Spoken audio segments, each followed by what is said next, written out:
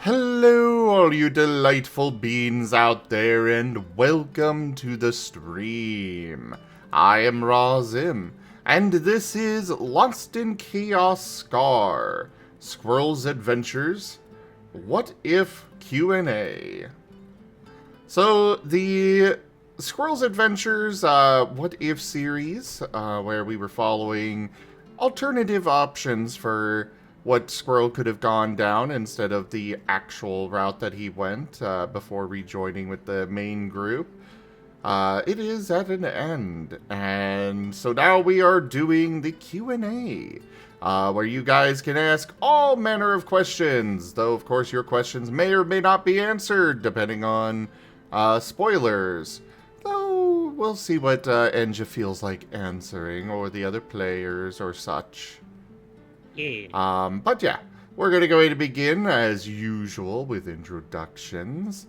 I do want to say that this is one of our Pokemon campaigns that was run with our custom Scar system, or stories and creatures in alternate realities. It is available in open playtest on our Discord, so go check it out, everyone. And we also are being joined this evening by Wicked Whiskers, one of the artists I manage for, who, they'll be doing art here on stream. But now let's get started with those intros. Go ahead, Enja.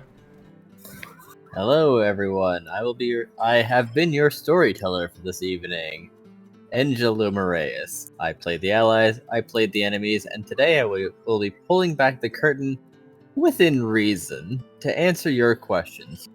But for now, I shall pass it over to Aquarelle. Hello, y'all. I am IDDoThings, or Ido if you prefer, and I'll be playing Aquarelle, or have played Aquarelle, now the Water or Dark type Hisu and Samurott, and the grump of the party. On to the next person. Hello, everybody. I've been playing Elvaroda, or Elva for short, the water ground type Quagsire, and the bookworm of the party. Onto you, Gimund.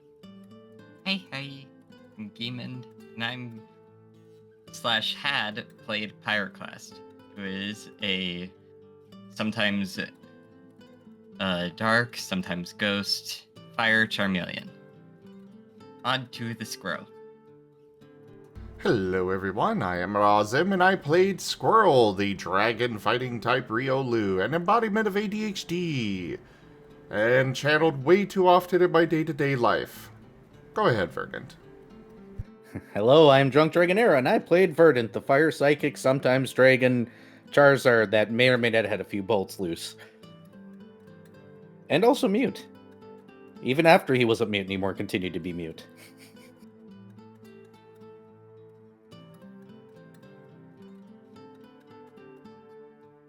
You know, at some point, you're gonna have to play the Charmander Verdant. The voice is just way too cute. You have to.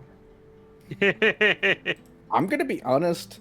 It's too bad the What If series we couldn't break off into its own little permanent side adventure, because I think going after the gods as a covert unit and committing regicide as a dark ops operation would be kind of fun. But Yeah. I also don't want to sit here and do a squeaky voice the entire night, several nights in a row. It's so cute! I would hurt myself at the end of the day. That was awesome.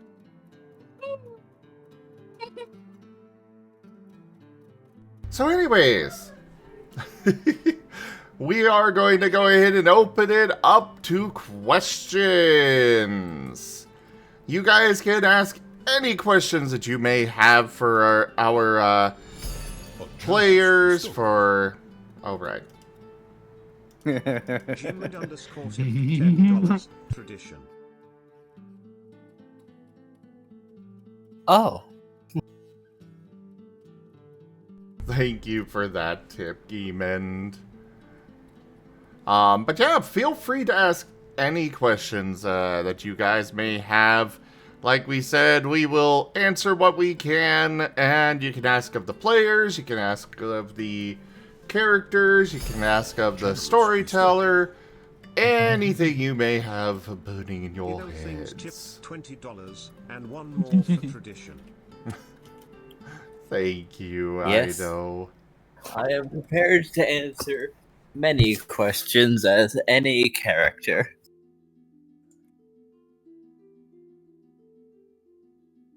I mean, hey, if people want to. Oh, Drunk_dragon_era tipped $10 last time, tradition. Enja was great. Enja. hi. Why did the storyteller formerly known as Enja just pop into my head with that? I'm wondering why it chose. The darkest dungeon. I'm wondering why it chose to do that in Spanish. Ren_L15 Yeah. tipped $5, tradition I think. Ren, thank you. Era, thank you. Raharu, thank you as well. You're welcome. Yes, Ren, it has been tradition in this game for the players to complete the tip goal. Yeah. I don't think we're gonna manage this one though. $15, Lenif noited it. No, but it is still very appreciated still.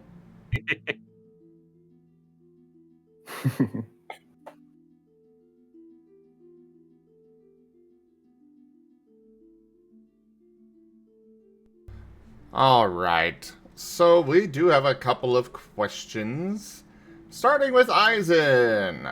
Which moment would you choose to make canonical, but with random NPC in place of a character? And which character moment would you least want to be made canonical? So I'm guessing, I mean, the problem with that question is, there's only, well, I guess there's Elva still in the main game. Yeah. So yeah. There's also Gimund. There's also Yeah. Pyroclast. Well, yeah, I was going to say just Squirrel and Pyro, but yeah, fair, technically, Elva is still there right now. Yeah. So yeah, go ahead, Elva.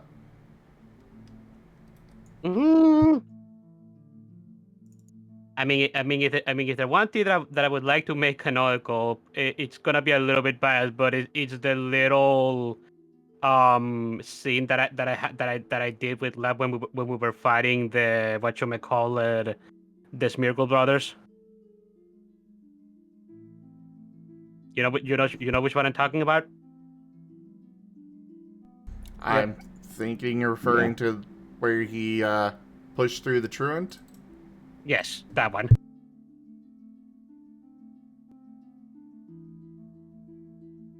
That little thing could have had a bit more build up, but Digi could only do so much with them. But I was still happy with the way it turned out. So I would love to make that canonical if I could. For myself, I think I would like to have seen Squirrel's first void parasite encounter, I guess would be the term. Yeah. I think that would be a nice canonical thing. Compared to the other one.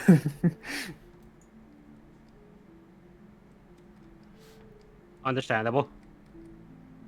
Yeah, having a nice memory would be really appreciated, as opposed to depression. What was the nice memory that he got here? Actually, I don't remember. He fixed his backpack, which led to getting the attention of his professors that taught him blacksmithing. Right, that one. Right, that one. Yeah. I remember. Yeah, the only reason Pyroclast even attempted that was because he had reasonable evidence that it would be positive. Understandable.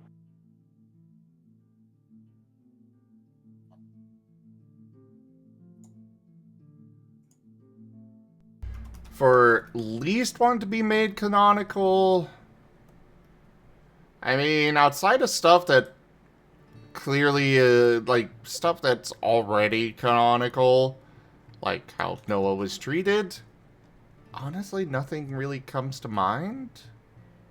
Yeah, same here. Can't really say something I wouldn't want to have made canonical. Now that I think about it, I mean, other than Noah's mistreatment, but at the same time, that's just kind of part of his backstory, so I can't control that. Yeah, and that's technically already canon, so Yeah. I'm kind of thinking of the what if stuff. Yeah, that's true. And can't really think of anything that we did in the what if that I wouldn't have want to like not carry over. A lot of we did a lot of wonderful stuff in it, which is kind of sad. Yeah. Well, was the what really if was us being a little bit more loose with the story and not caring about the end goal as much. Yeah. Generous bestowal. Oh, And yet it was a lot of fun as such. Yes. $15. Raijin, thank you so much for that tip. Thank you guys so much for the support. I suppose there is one thing that I may as well mention is that you certainly did leave earlier than anticipated because Verdant, I had some things planned for you related to the guild, actually. Oh. Yes. Wasn't it a little curious how they were all just so readily familiar with you, even though you were retired? Oh, I just assumed I was in trouble always. Reputations don't die easy. Understandable. No, the truth is that I had actually prepared someone that was impersonating you. Oh. Oh. So, by all technicality, they thought that you were active. Oh. All right, guys. So unfortunately, we can't pause this anymore. We have to go back and kill somebody. Just another one to the list. Which is funny because didn't actually this came up in the small amount of time that Burden was part of the main campaign, where somebody was kind of not believing that the Charmander was Burden. Yeah. Technically, Burden was his own impersonator for a moment.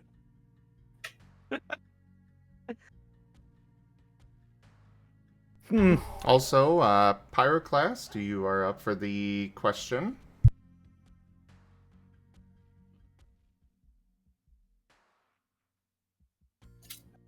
Things I want canonical,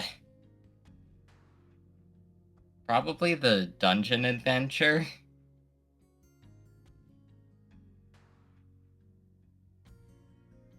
Like being able to actually go in there without like any fear. Understandable. You know, that would be nice for Squirrel to be able to be like, yeah, mate, I went into a silver rank dungeon. Beat that. It was gold. It was gold. It was Yeah. gold. Oh, yeah. Yeah, I went into a gold rank dungeon. The funny thing is, I think Vex would back you up too on that tattoo. Yes. He definitely would. As for least, well, the rock incident. Wait, which one was the rock incident? When Squirrel was dragging Pyroclast around. Oh, right. I remember now. That was such a nice bonding experience. You didn't need those 5 brain cells that didn't make it, right? I remember Raijin's art. It had like a license plate on the rock. Yes.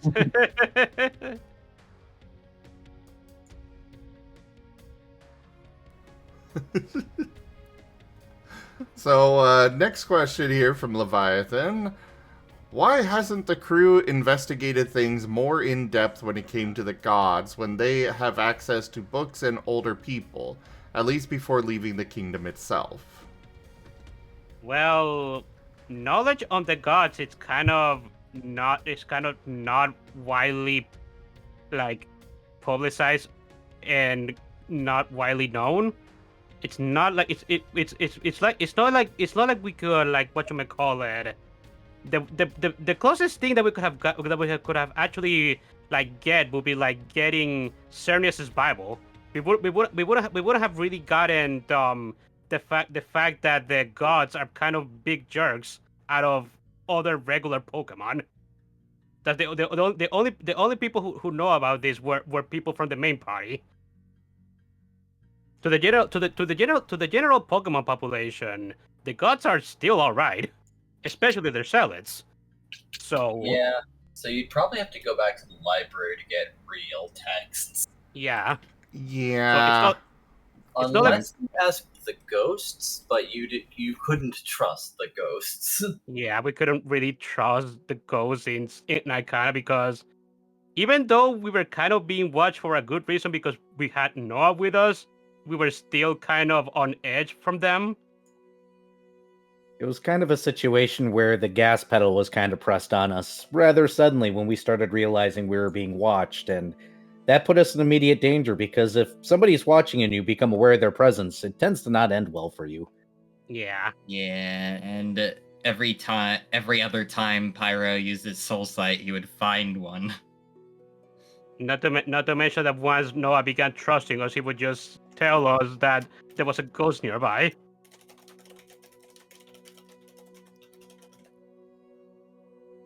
And really, when it really came down to it, none of us as players thought to do it. So Yeah, unfortunately, that is also unfortunately true. yeah, sometimes, unfortunately, we also have to stick to our character traits, and when you're playing somebody that doesn't think of books Yeah. So or pre-research. Yeah, unfortunately, I was a bit slow myself in that regard, but in the end, like none of us really had a reason to distrust the gods until after we were told about all this from the other party, and by that time we were already in the mountains.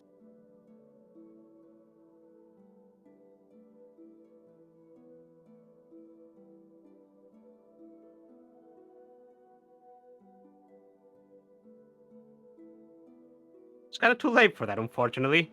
But I do blame myself for not being more inquisitive with Elba because it would definitely have been.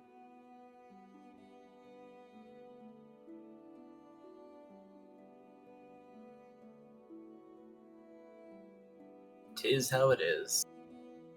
yep. Alright, any others? Because I think if we do end up having moments of lacking question, I believe that it would be perfectly acceptable for our characters to ask each other questions as the characters, and we will respond appropriately. Oh yeah, I mean, we as players are, with these Q&As, we're welcome to ask each other questions or ask you questions. Nice. So I do also want to throw out there for the viewers, just because this might be a good time to do so, that this is a reminder that this is a game. We are doing things at the moment, and to a degree, it's also performative, and some things are planned when it comes to the show. So there is a level of we may not do things to follow the story or do things intentionally to progress the story in ways that may be slightly pre-planned. So Yeah. maybe don't be so hard on us when we don't make decisions that you like. We are still doing this in the heat of the moment, man. Yeah, we don't. We there is some degree of preparation for all this stuff, but a lot of our stuff is just in the heat of the moment, and we're not perfect, unfortunately. We're also not metagaming, so Yeah. you have knowledge that our characters would not have. And like in the, like, sometimes we do make some plans, like in the Wednesday game,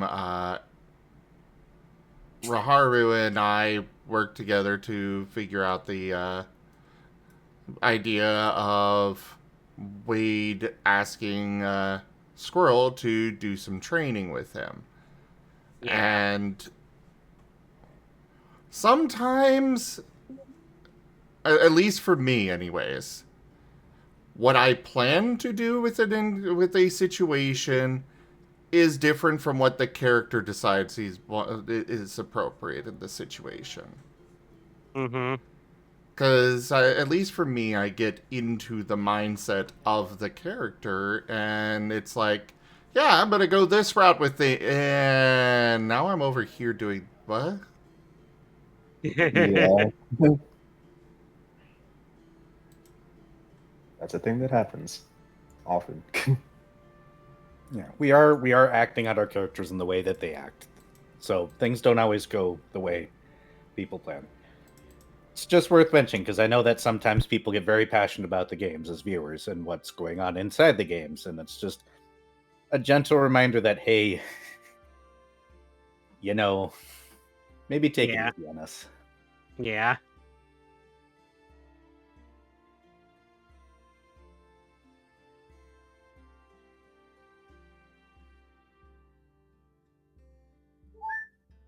Oh, shush, phone. I know I did a PayPal. You don't have to warn me that I did a PayPal. Thank you. Hey, Spooky. Yes, exactly, Ren. We are playing characters. We're specifically avoiding metagaming.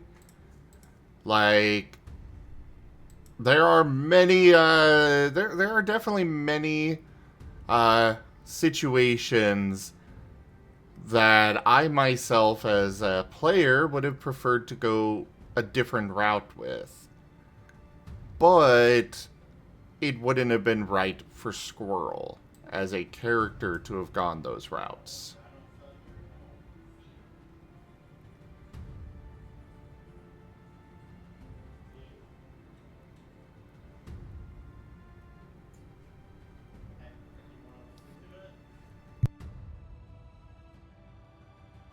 Right. We can do other questions. That was just my throw out since we had a question that was quasi-related. Oh, have there been more? I remember Zim mentioned putting some in tabletop spoilers, but I don't think I saw any there. No, we haven't had more yet, but yeah, by all means, ask away, everybody. Then Noah will ask Squirrel. Squirrel, what is your favorite metal?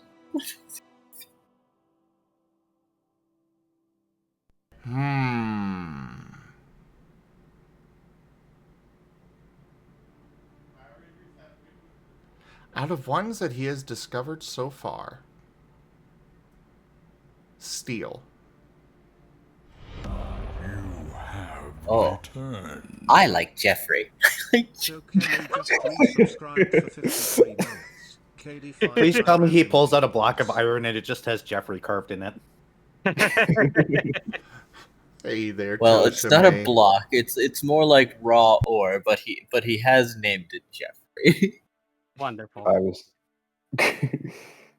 I was half expecting it to be a steel type, just a steel type Pokemon.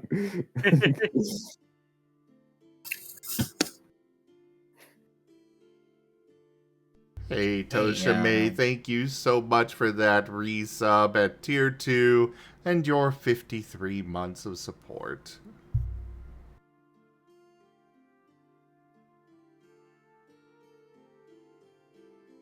Hey, Verdant.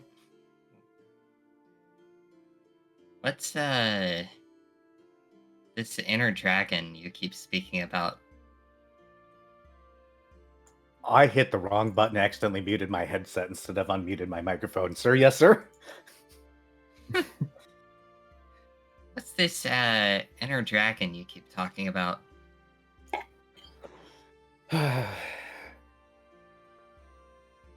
It's a bit of a complicated situation where a lot of us that have dragon typing, or latent dragon typing as some would call it, such as us, the Charmander line and the Gyarados line, that are still technically dragons, but we don't have the dragon typing, have what we call an inner dragon. It is an inner part of ourselves that is typically more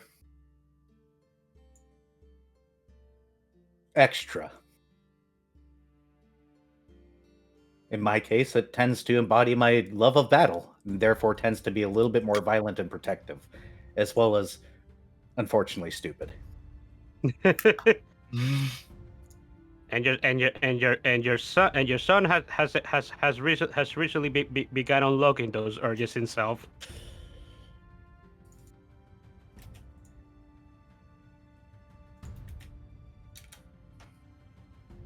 Unfortunately.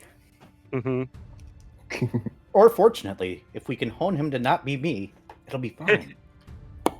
Well, Elva's still technically his guardian, so maybe.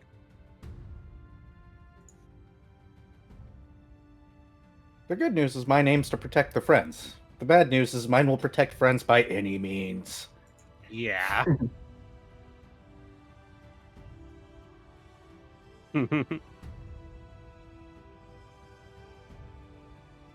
So Leviathan is asking, what would Squirrel do if he found out about silicon-infused brass? Out of character, I have no idea what that is, so no idea.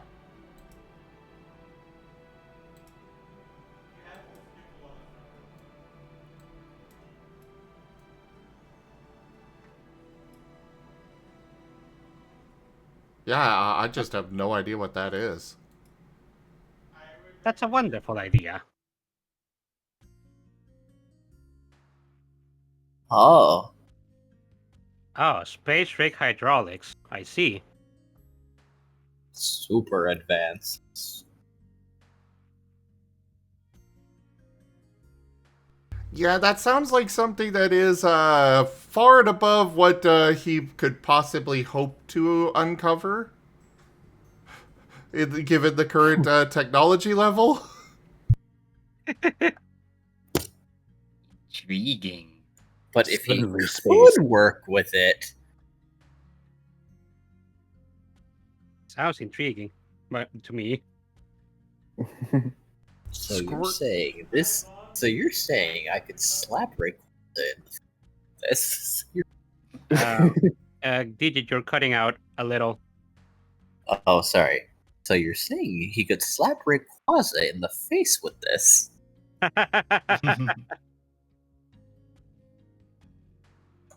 I get a headcanon, like always, that Rayquaza's just up there having tea to himself until shit gets really bad and he has to come down. And then just this Riolo just comes flying up, gives him a backhand, and falls back down. He's like, are things really that bad down there? Maybe I don't want to go back down. Forget this, I'm leaving. What's going on down there? Slap. What the fuck? So, Squirrel is very intrigued about any new metals or alloys that he finds. So, for him, it would probably be he'd find something to make it with. Or to make with it. So, whether that might be a weapon, armor, or something else, I don't know. I'd have to see in the moment if he acquired it. But, yeah. I have this question for Squirrel. Well, what exactly would he have made with the Xerneas antler he was given? Be it tool or weapons, or tools and weapons in plural, considering how big it was. So, first off, his first plan would be to probably... It depends on a few factors. He definitely would like to take some of the prongs off and add them onto his the weapons that he made. You know, give them some extra pointy bits, basically. Otherwise, depending on if he can get the antler to be at all malleable, probably look into making a crossbow out of it. Ooh.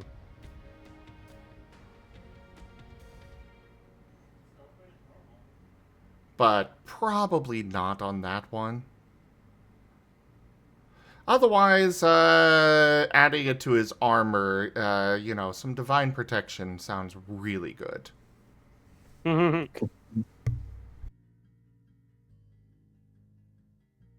Well, I if suppose anything, I suppose going back, if there's one thing I can make canonical is Squirrel getting that.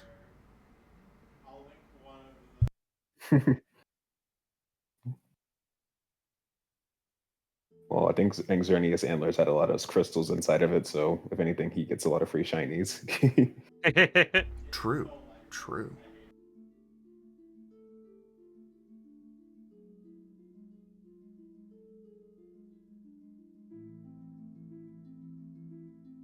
Squirrel. What was What that? would you do? What would you do if we went into the platinum dungeon and got some ore from it?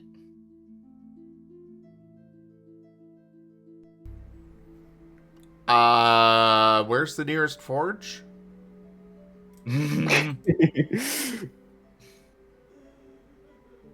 On Everett itself. It was foolish of you to think of anything else. If he got some ore from the platinum dungeon, he would be making a beeline for the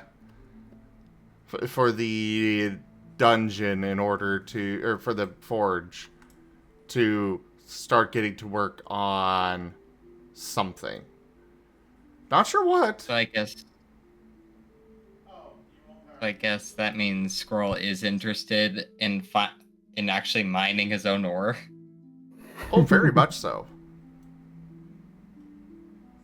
Like even in the Wednesday game, he is really wanting to go to that mining town, not just to acquire ore from, a shop, but to go craft something himself, to go harvest it himself.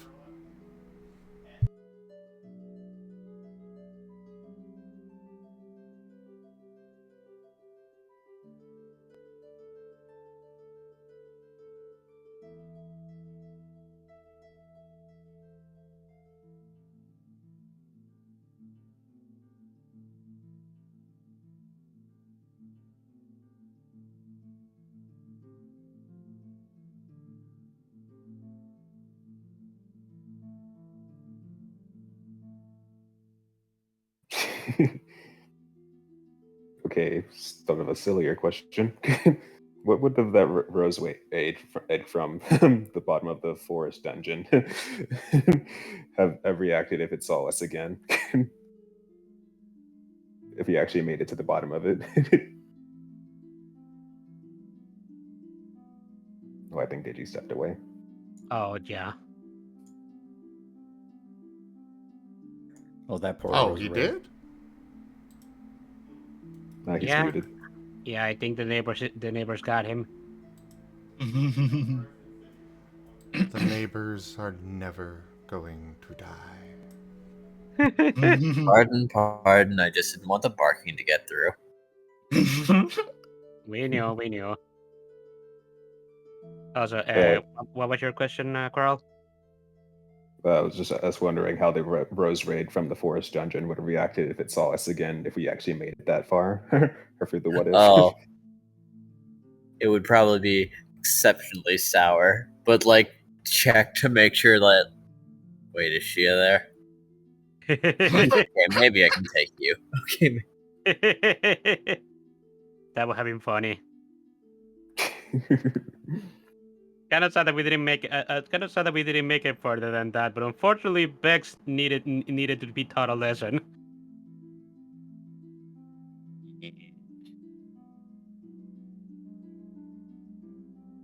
He broke the cardinal rule. The party must stick together. Indeed. We do have a question for Noah. Has Noah been eating his meat and veggies? I'll eat anything. I'll eat your plate if you aren't careful. Just If that put it in guy my was aware of mouth. this. And do not expect a return for your cutlery if you ask me to use it. I like to call them entrees. This just proves that Noah's very well aware of what he's doing, you know. What do you mean I don't eat the garnish? What do you mean then why is it on top of the food? Unfortunately, you're surrounded by dragons. We do eat the garnish here. Nom. Nom. Ah. Is there an NPC you are sad you didn't get a chance to introduce? Well,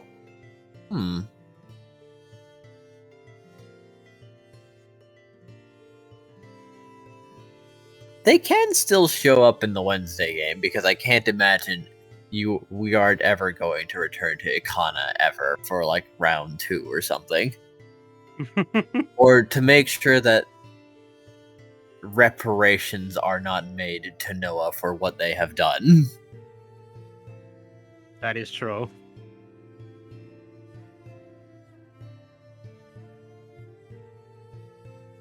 So, yes and no. Just because I didn't get to show them now doesn't mean that they won't happen. Understandable. And false verdant. Yeah. So are you still planning to show off false burden? Because that would be hilarious. It probably wouldn't make as much sense without actual verdant around. That is true.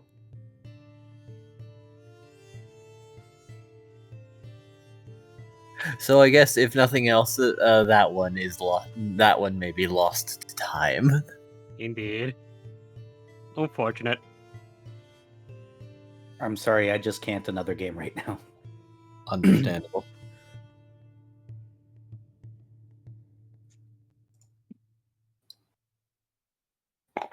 I suppose on that point, how surprised were you at the choices we ended up making on the first go around? Well, I didn't expect you to make me use Plan G. Oh. But I did have something prepared, you know, just in case. Damn.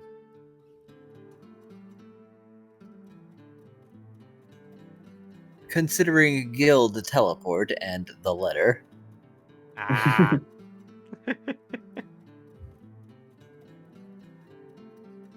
Terrassing your way into the void by accident.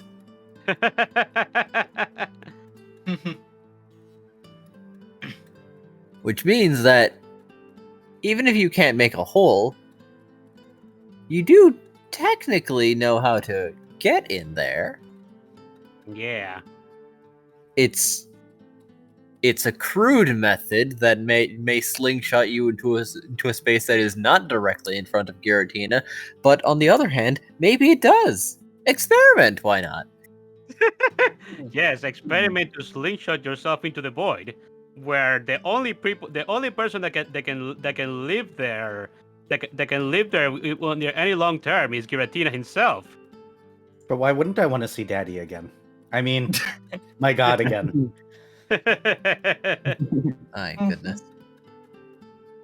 So, Noah, it's something for Pyroclast.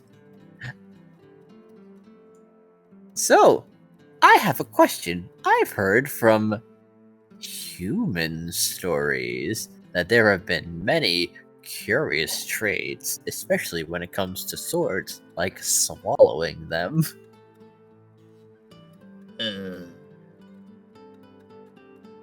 Oh, this does not sound like a good Is that route. for real? For real?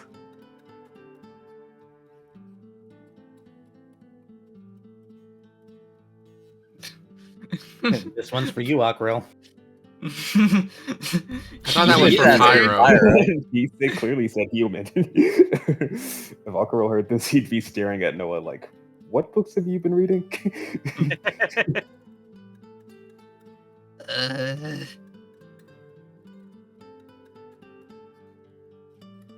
think it was a past thing. Not anymore. No? Did they get bad at it? I think so.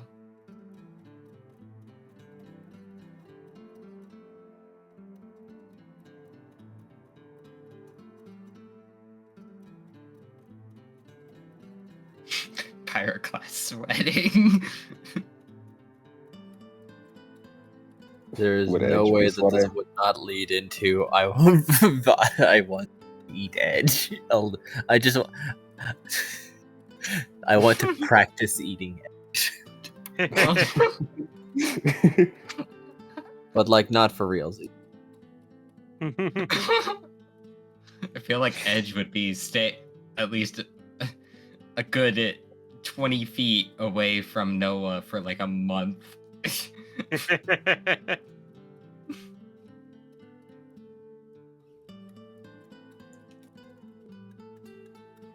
Hey Noah, Yes. have you heard the song "I Want Bite" and did you write it? What's that song? Oh no.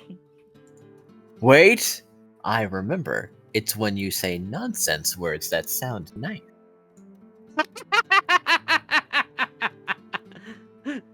Out of character, I'm offended. Smile.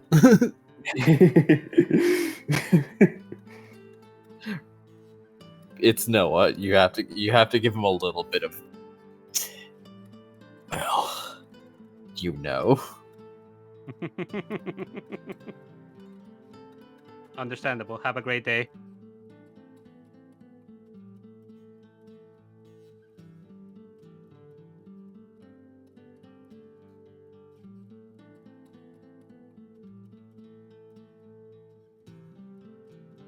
Hey, Digi, Yes. where did those other sky gates lead to? The Sky Gates?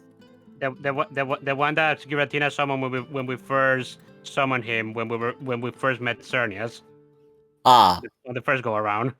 to the other continents. Each one was a different continent. Yes. Oh, dish. If you got split up, you were gonna go far. Oof. You.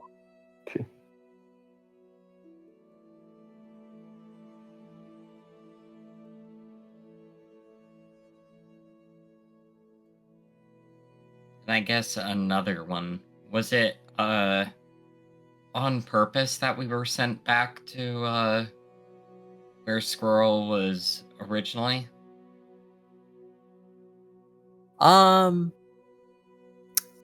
Yes.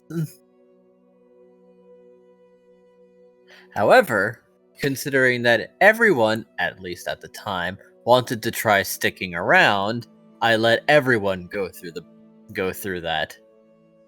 Yeah. Understandable.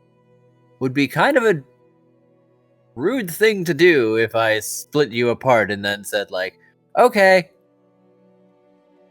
you're there now. You don't know where you are. And everyone else is over here."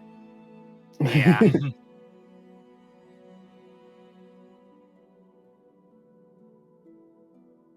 Honestly, one of those was to the Daybreak Kingdom. Ah. Oh boy. That would not have ended well for all of us. All of us, but I think especially Elba and Burton, since they both have a special vendetta against that kingdom.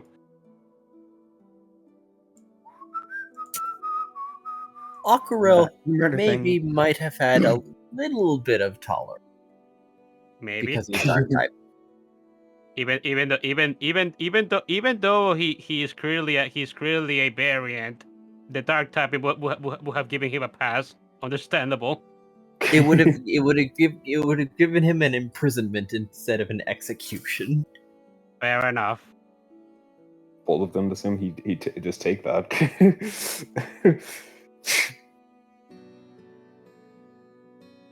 Depends on how much he was spiraling, really.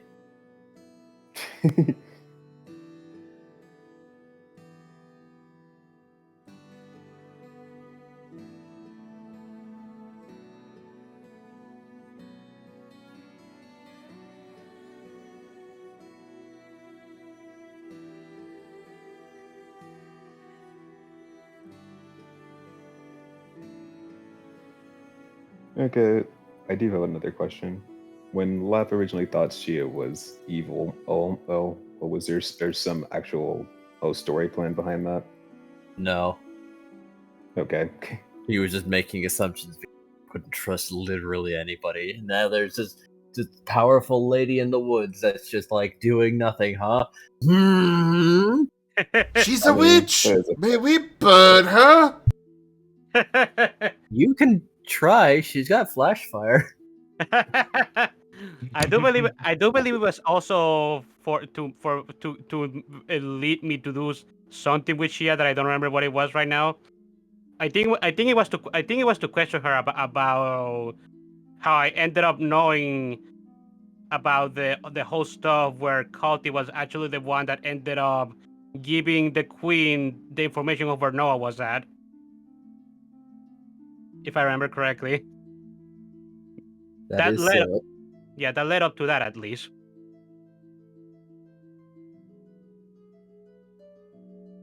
Sorry if I interrupted.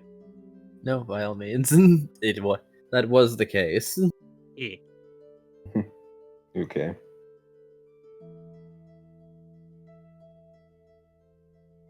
No, next other question. Now that it's been brought up, was there any intention of how would it have gone if Kalti had appeared with that knowledge? I guess this is not just for Digi, but for everyone. If Kalti appeared with what knowledge? Of us knowing that it'd been him who had sent an Ikana and sent an information about Noah to Akano. Oh, I bet everyone was particularly furious. Yes. Especially if he just showed up. It's like, hey!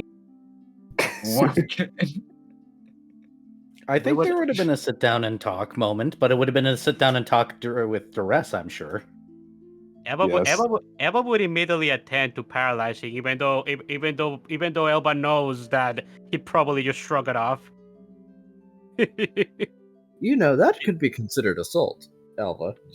I know, but we need to talk. No. We'll show you assault in a moment, but first we talk. Uh-oh.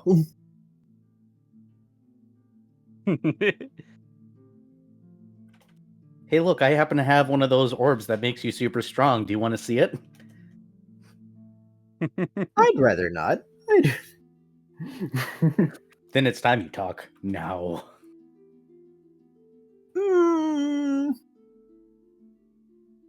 Oh boy, there's an incident 50,000 miles away. Goodbye.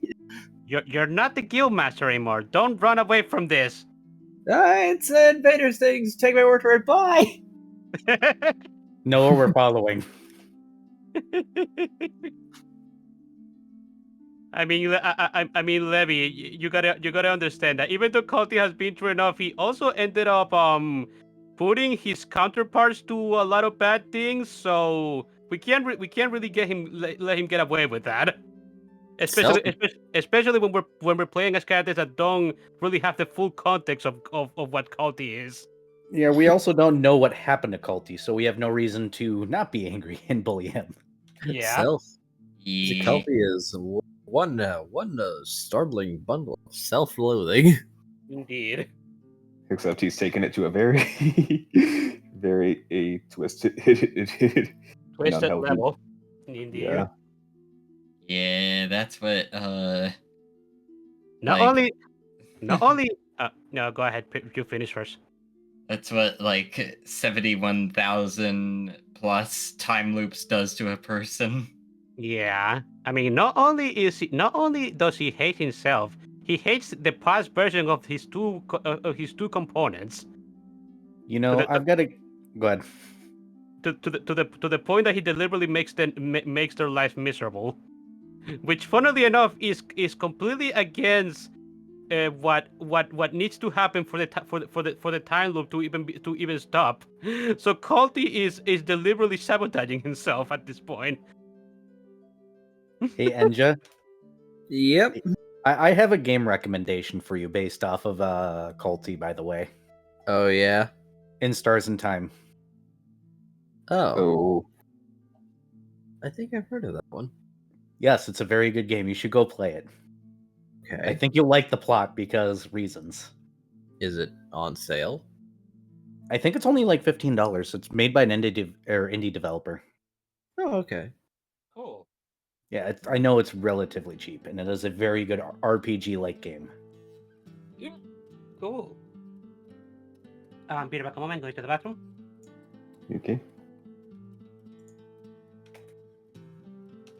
I'm assuming Ido's familiar. I've seen Arzi play a bit of it. It looks really interesting.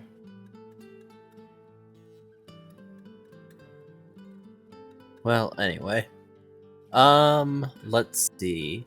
For Elva. Raharu just stepped away. Oh, right. Okay then. Verdant. Sir, yes, sir. A prompt from Noah. Oh boy. Where does all your go? Are you like me? Are you my dad? Well, yes, but no. So, have you heard of the move Stockpile? Where one stores up lots of energy within themselves? Oh.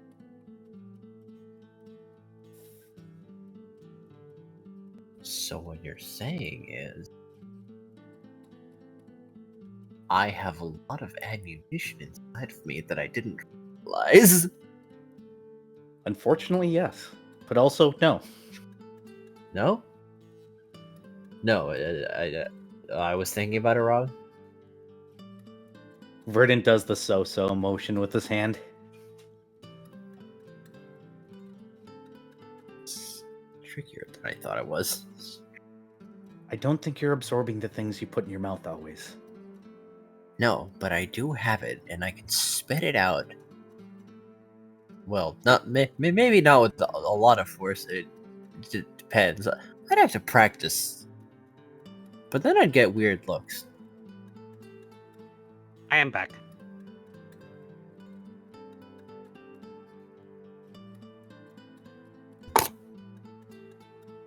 I am back. Waves. I Welcome back. still prefer my headcanon that everything he eats just makes his tail longer.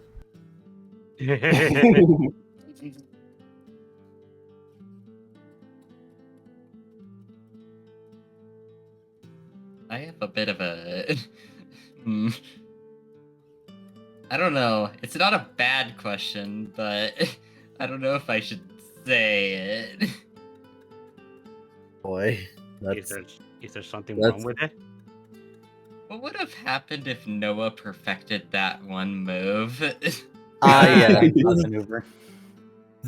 If you had not disencouraged him from doing that, Yeah. then it would have also gained stun upon witnessing.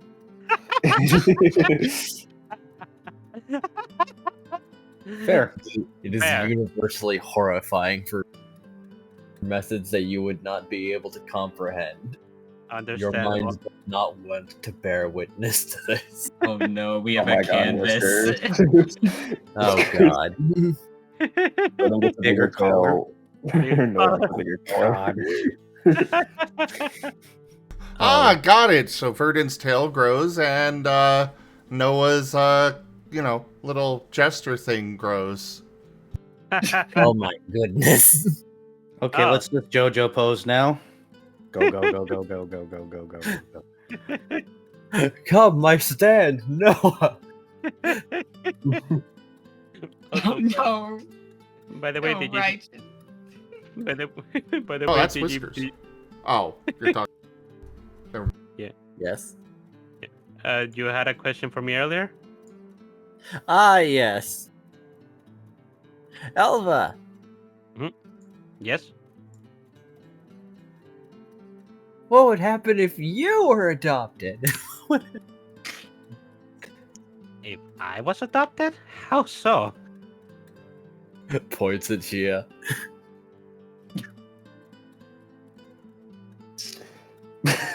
Points at Elva. Bigger.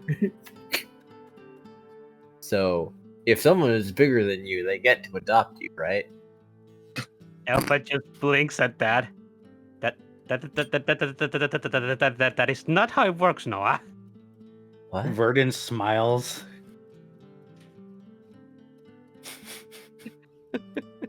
It's not about bigger. It's about age. Oh. Well, no, I'm pretty sure she's older than you too. I know, but you So don't she could use- adopt you. She could, but I'm an adult. Well, so am I. That didn't Are stop you? Verdant. We. Elba would say, "Are you?" I mean, I don't remember much, but I remember that. Oh, I remember I went I- to college. And I that's the never thing thought for of- adults. I'm going to be honest, Scroll. I never thought of you. I never thought of you as an adult. So my apologies. Verdant Rude. writes out, well, I'm not old enough to be your father. ... Shut up.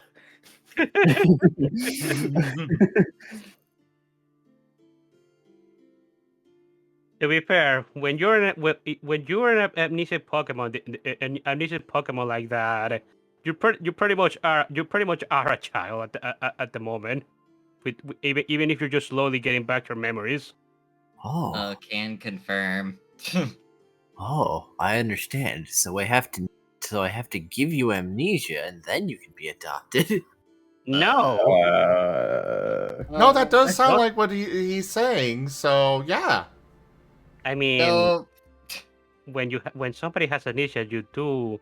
It is in somebody's best interest to take care of them. So, but you don't deliberately try to give others amnesia just so that they're adopted, Noah. But family. You can be somebody. You can be somebody's family without being adopted. I mean, I mean, I haven't technically adopted Lap. He's still part of my family. what's No, this guy I've over adopted you as furniture.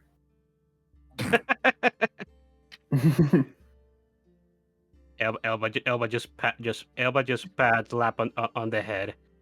The only reason why you sleep on my head so much is because you like it there. Verdant holds up a sign to Lap that says, "Is he a good comfy chair?" His comfort cannot be contested so easily. Verdant looks at Elba very slowly with intent. Elba does the "I am in danger" expression. I like how that's a very specific expression, apparently, that is recognizable. I mean, it is. Everybody knows that Simpsons meme. Indeed. Just that slow smile. I'm in danger. Elva, Yes. does your quag stare really burn through sticky notes? Well, I don't. Well, not physically, but yes, I can see. I can see through them, to an extent.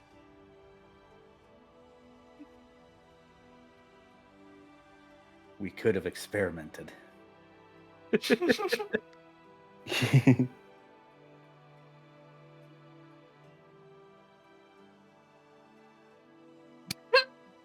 Gosh dang it, I remembered about the Aquarelle harness one. Oh. Also, is that a bear that's being drawn at the moment? Yes, That's cool. Fair I am enough. getting a polar bear TF talkie now. Oh, nice. But Because Kesh is the- gonna be happy about this. Yeah, the chat has made this happen. I was about to say, I hear the motions of a rug shaped bear. Is the potion for this specific observation a Coca-Cola? Yes, the brown potion, its actual name is Cola Potion. But Great, I have to update the document then. When it's not labeled as mixture brown potion, it is actually Cola Potion. Fair. Okay. I have a question. What would have we found if we had decided to enter the Platinum Dungeon? aha, that would have been a subterranean cavern Hmm. with a lot of ground types. Ooh. Oh. If it is unfortunate that Elva doesn't actually specialize in using water moves. Otherwise, he would have been happy about that. Aquarelle, on the other hand, he probably would have been happy about that. Ooh, that dungeon would have been dangerous for over half the party, though. Indeed. Yeah. Which is funny. It's funny because the other dungeon is the half of the party is the danger. The only one that has particular danger in that dungeon is Elba, because grass types. I mean, Aquarelle was too, but he had a lot of coverage. Yeah. I mean, I'm just saying Elba especially because grass types, water, Yeah. ground. He's four times weak to them, or rather twice weak to them in this system.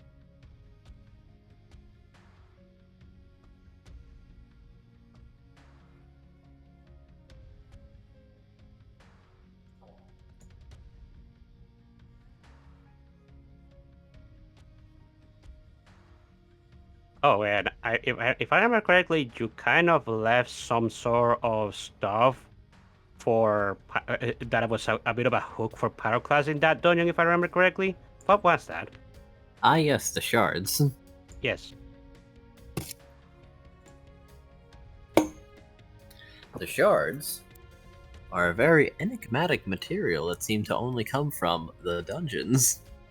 Ah. That seems to have somehow spread to other worlds. Oh. Oh, so are you saying that these shards would have been stuff that Pyroclast would have found in his own world? Yep. Ah. The portal was constructed almost entirely out of the. Oh. Oh. Intriguing.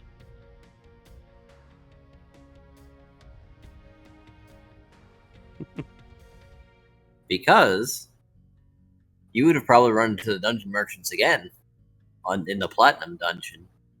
And they can actually be questioned. Yeah. I really like that whole mystery with the dungeon measures that you set up. I look forward to looking into that in the main session. There are answers. Yeah, I really hope we do more adventuring in the main game. Because I- been...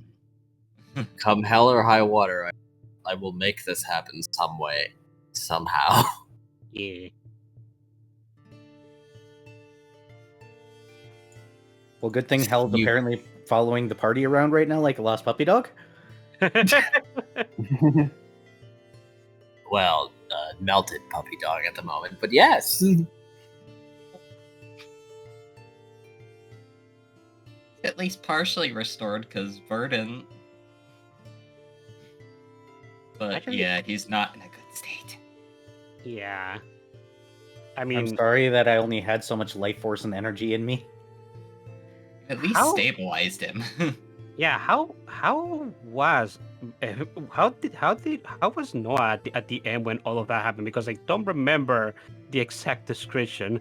I know he was partially mending in the end, but Verdan ended up stabilizing him. So was he still looking like an Eevee? Yes, Okay, good. he has been successfully stabilized and given a lot more time Okay. because of that action. Ah,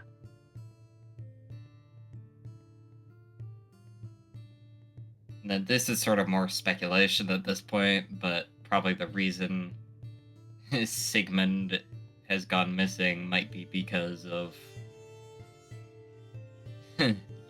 things relating to that. I mean, I'm pretty Well- sure that the reason why was because Sigmund ended up having to confront the rampaging Giratina, and while Sigmund is very powerful, he probably just ended up fighting a god, and that's going to leave marks. That is my Let's- theory, at least. Also, go ahead. Sorry. Well, there were many reasons, but mayhaps Giratina was not as gentle as he might have potentially been. Yeah. Giratina was unfortunately just on a rampage at that moment. Hence, now you have a small Sigmund. Indeed. What was his real name again? That Scruff ended up telling him to use that one for now. Ari. Ari. Okay. I believe it was the full one was Ari Xavier Lockhart. That's the one. Thumbs up. Prince of the Worst Kingdom.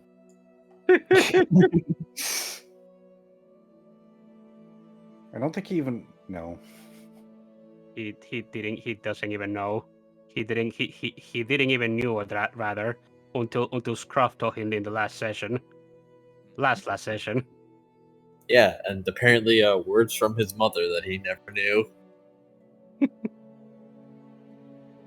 I wonder if she's still alive. I'm not entirely sure what the lifespan of Pokemon is, but I would imagine she'd be really old if she was still alive by this point. Oh, yes.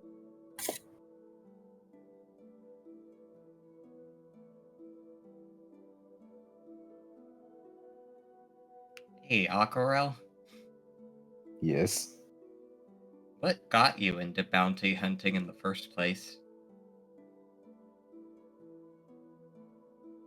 There's a sigh and a helmet being pulled down again. I needed to get away from my tribe.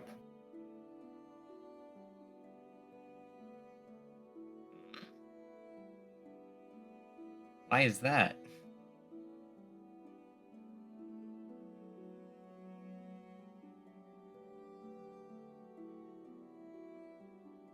In a way, hey, Aquarelle kind of just, there's not really sure how to phrase it.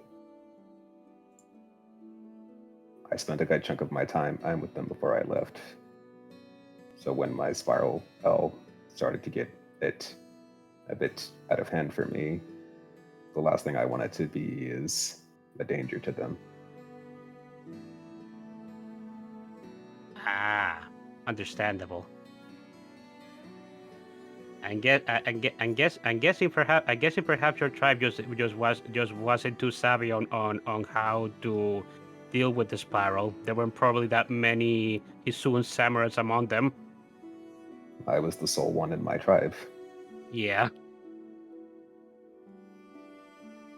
The elders did what they could, but in the end, and it was entirely my own decision, and to leave.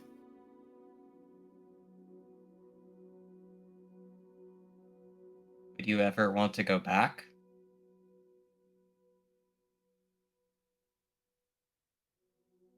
Perhaps when things have died down considerably. Don't really feel comfortable going back to them when their world's in such a state right now. Makes sense. When you describe Aquarelle's a backstory like that, it's actually very similar to Elba's own backstory, funnily enough. Oh, really? Yeah.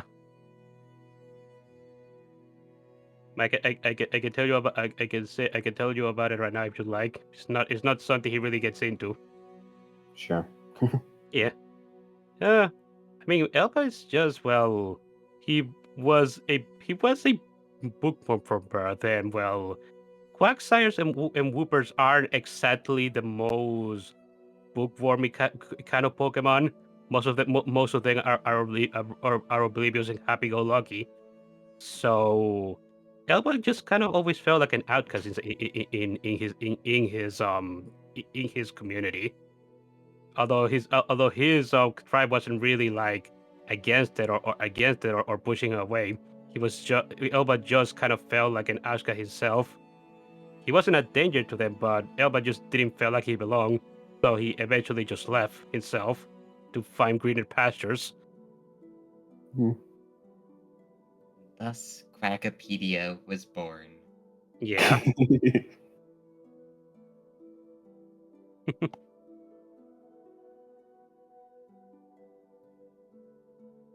You know, that actually reminds me from the very first question that we got about something that would like to keep as canon. The one thing I would like to one more thing that I would like to keep as canon would be where Elba as Aquarelle if he'd like to basically join Team No Worry, because if he didn't have anywhere else to go, because he'll be welcome there. Mm-hmm.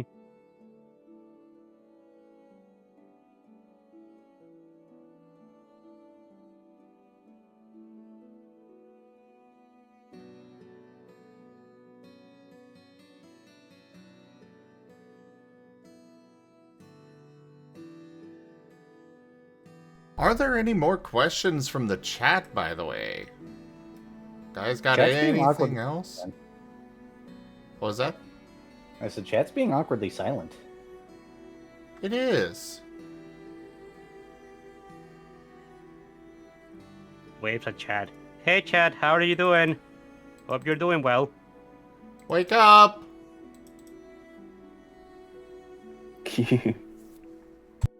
Yeah, man, I was trying to think of the next list for Shop Sui, but I couldn't remember. Why don't you put on a little makeup? Breakfast is Yeah. down on the table.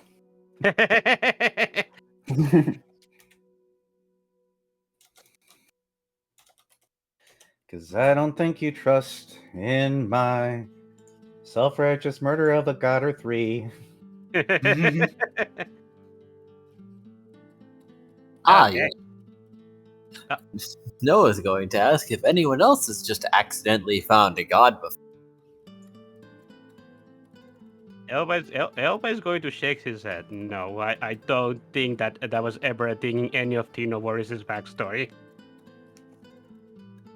Cernias was the first contact ever that Tino Warri had with a god. Well, technically Giratina. Oh yeah, well yeah, Giratina. Giratina was the first contact ever. I still love that pick that I think you ended up drawing for that Ido. Oh yeah, the reaction. Yeah, the SpongeBob meme. Well, maybe? I don't know. I mean, honestly, with Pyroclast's backstory being how it is, he could have probably found a Pokemon god that he didn't even knew was one. Considering he was just literally kept oblivious by Edge. But you all met me.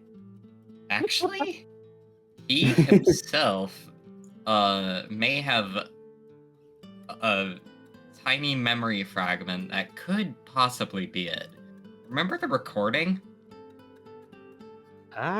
What was that? What was about the recording? It was like a very fragmented audio recording in the cracked red data cube. Oh, I remember that, but I don't remember what it was saying. Do you remember what the message was with the cracks and all? You wrote that down? I might have wrote it in DMs with Digi. Let's see.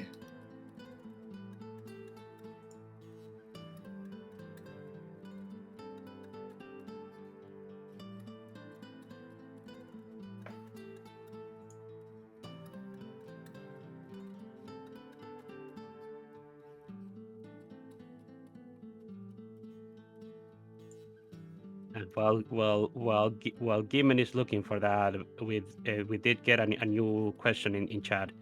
If this group didn't have to worry about the gods or the issue the issue didn't exist, what would this group be doing?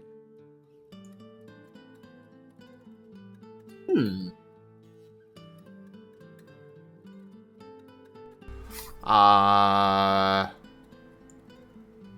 I imagine they would have stayed in the village for a while longer then. I don't know if we would have had a really good place to go actually for Mycana, because we had no Oh leads. yeah, you're right. Honestly, that's what I was kind of thinking. Is we probably wouldn't have even left the castle in the first place. Mm-hmm. And if we did, if we ended up fleeing for similar reasons that we did, it would absolutely probably be... God, I don't know where we would have gone. Well, there are other kingdoms in the continent. I kind of chose one of them, and the Daybreak Kingdom is another, but there's others, so we could have probably fled to one of those. Probably. It just, as long as it wasn't Daybreak or Ikana. Yeah. Okay, I don't have notes for it, but I remember most of it pretty well. The first part was around like something from Pyroclast saying, "What are you?" And then it saying, "I am too fast, too quickly." There was a pause in between I am and too fast, too quickly. Find me later.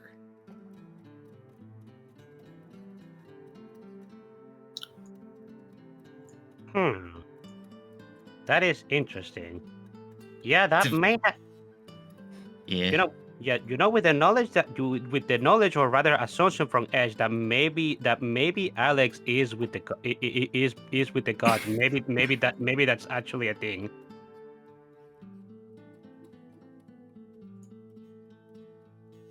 With the way that you whatchamacallit, with the way that that thing is being said, I can't help but think that maybe Pyroclast and Edge met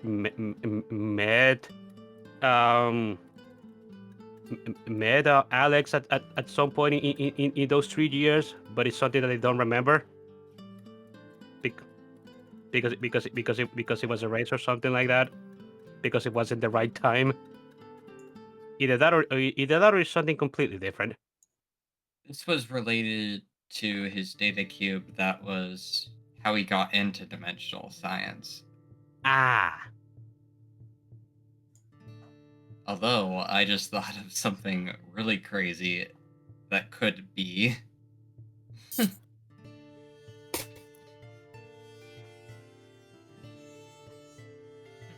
What are you thinking?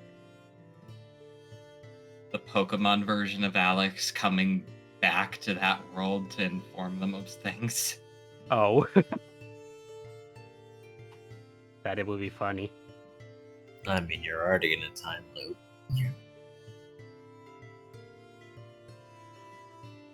It's not impossible. You spin me right round, baby, right round, like a record, baby, right round. Also, we got a new question from Ren. Well, are you more happy with this group than the previous group right now? Who is? Yeah, from Ren. I think you mean the Wednesday group? Yes. Squirrel is more happy with this group. The Wednesday group has a lot of problems. A lot of them just not getting along, period. Like, the only one that he really gets along with is Chomper. Things are working in there for Paz and Wade, but that's still a little rocky. But yeah, he is just much more happy with this group.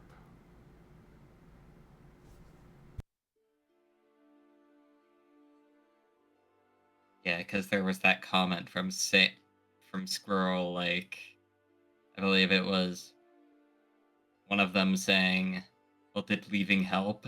And then Squirrel was like, "Yes." And that created a little bit of a like, oh. What was the comment? One of them trying to make a jab at Squirrel, I think, about him leaving and then coming back. I don't remember that. I don't know. It's like, did leaving help? Or something. Oh, was that like a question that somebody said earlier, or just something that they mentioned? I think it was more of a Wednesday game thing. Ah.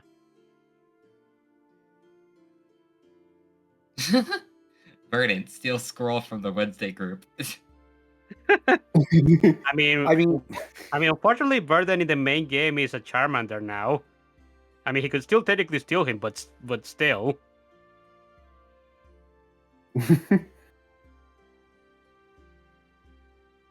I mean, what good would that do? It would just mean that Squirrel's not available to play in that game, so... Yeah. And as I said, I just don't have the time and energy to be playing in another game. I tried to join, but I was just...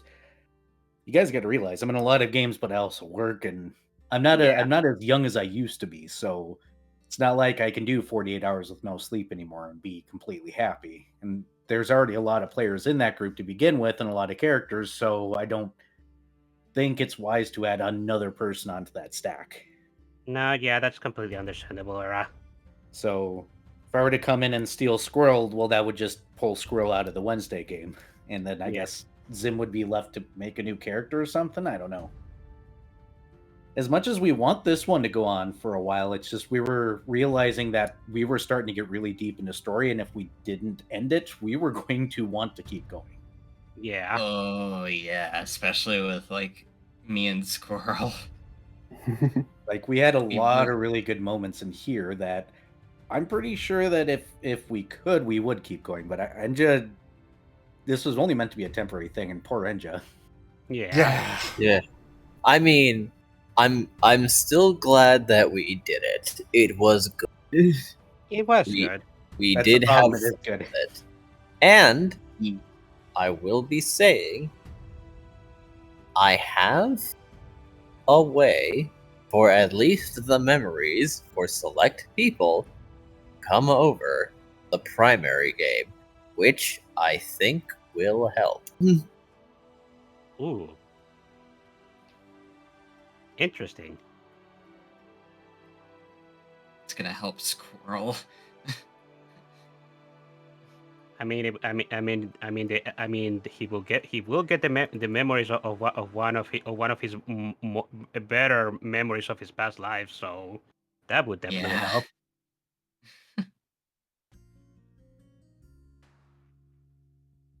But yeah, another reason why, going back to the split it thing off, me and Squirrel were having to deal with lore parallels, and it was kind of hard keeping track of what was what. Yeah. Wait, what did we learn? Where? Because did we learn about that yet? Shit. Does this version of Squirrel know that? Because we just kind of we kind of retrace a few stuff that happened in the Wednesday game in this one, and we just didn't know whether that was something that we already knew here or not. Didn't you guys also forget to make duplicates of your character sheets, both of you, at first, so you weren't sure where your health was supposed to be? I mean, I just kept using Elva's character sheet throughout. I also kept using Squirrel Sheet, but I had some notes for where this game's health pool and such were. Makes sense. I technically had to remake Verdant. So.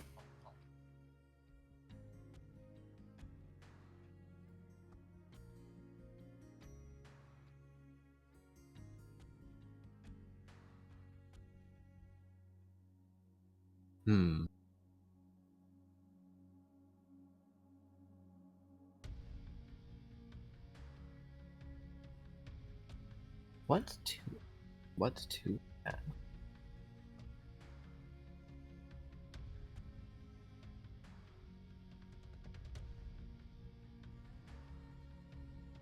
Ah. Well, I do have a question that isn't necessarily for this whatchamacallit, for the what happens in the Warriors, but since we are already just asking questions of the game overall, I am curious. Since you ended up stepping out from the Wednesday Gamer era, what do you think Charmander Burden is doing?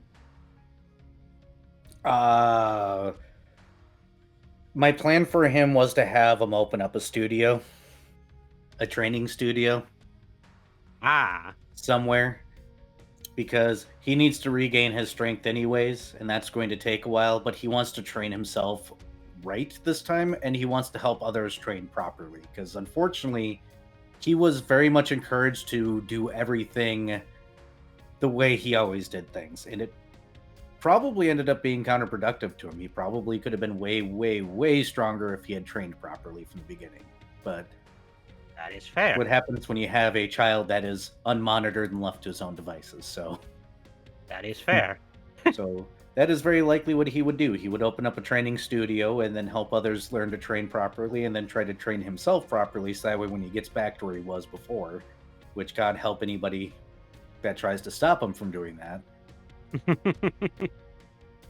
he's a lot more prepared and in control.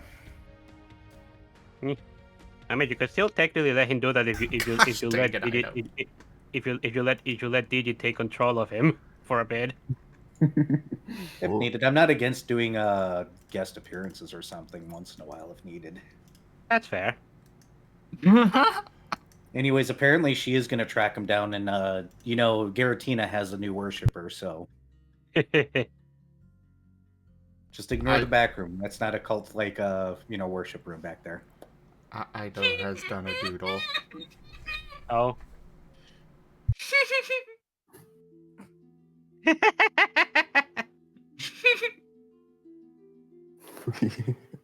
That is precious. Marvelous. I love how where I put this on the screen, Squirrel is looking directly at Enja, and is like, like he's literally looking at Enja asking that question. Oh, Squirrel. The things you could make. The thing is that the way that the antler is drawn like that, it looks more like a maw. It does. Oh my goodness. At first, I also thought it was Ido's Galgamon reaching out.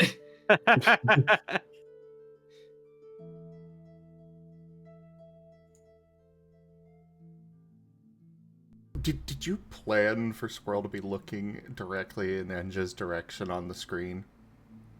No, I assumed he was looking up at someone. Very funny. Didn't know it to work that well. Because I could probably give him an answer. God, other God that I don't hate. Tell me, what can I make with that? All right, so question for you, Enja.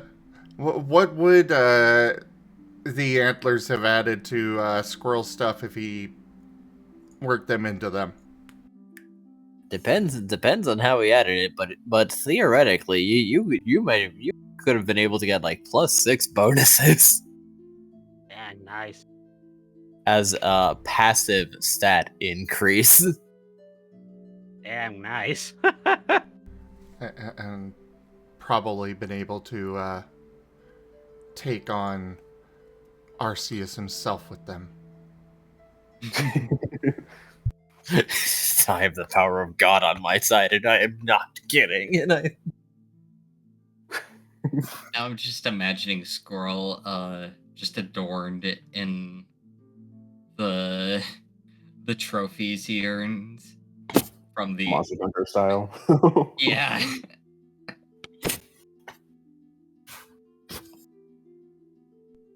Okay, you're right. Squirrel could not still could not take on Arceus. But if Arceus was in front of him, and it was a fight, he would I be think- inclined to swing at the very least. yeah, I think we all know that Squirrel would at least take a swing. Look, we got a lot of other gods to go through before we hit Arceus. By the time we get there, you're going to be stacked. Don't worry. Indeed. He is definitely going to have to collect trophies from every god that he helps defeat to implement them into his equipment. Oh, Wade is not going to be happy about that. But at the same time, they got stuck in this world, so maybe he'll give it. Maybe he'll look the other way. Look, Garatina said it tentative himself. concept. He needs somebody to, restart the cycle. Indeed. So yeah, Frost, that definitely is.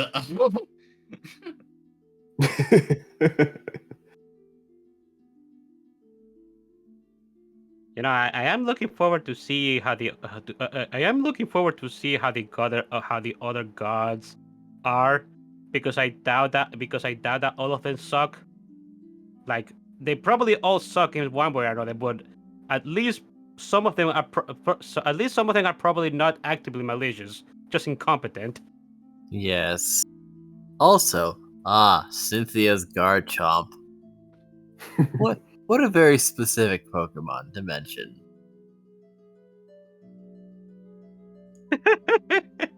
What is Cynthia's Garchomp a legendary in this world? No, it is not. However,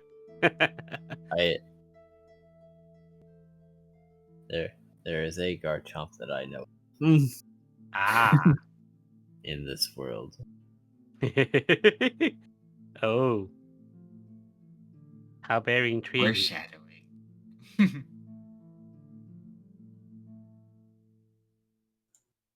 Hee hoo. Hee hee hoo hoo. Don't worry about it, Ren. Just like you definitely shouldn't worry about that other doctor in Wild Traditions. And now that the fact that there is multiverses, that there is loops and Sigmund can just leave before the loop takes him, means that there are other Sigmunds out there, and that, I don't know, maybe he'll show up somewhere else. Ah. You don't worry about a thing. Every little thing gonna be alright. A segment for you, a segment for you. You A get a segment segment, for and you. you get a segment. See this cute little thing? It's a segment. You get this. Take care of it. It does bite hard, a lot. I would know. To be fair, if anybody else but the person that got him in the end got Sigmund, I think Sigmund would have probably grown up a little bit less abrasive. Anyone who wasn't in the Daybreak Kingdom. Yes. But that mage was just the worst. Yes. Oh no. Sigmund Marten. God. Jesus Oh, Christ, God. how horrifying. Now I am just imagining Sigmund interacting with the twins.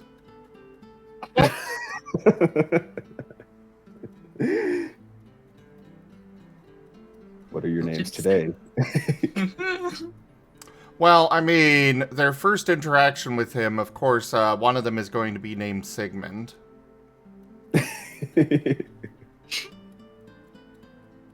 You can name them Sigmund and Ari. Yeah, Sigmund and Ari. There we go. Oh no, that's multiple personalities between two people. Well, the twins, the Marten twins from our Sunday game, they are a pair of psionic sentient feral Martens. They are very much linked together. Their name changes every day. I do it every session, but, you know, technically it's every day.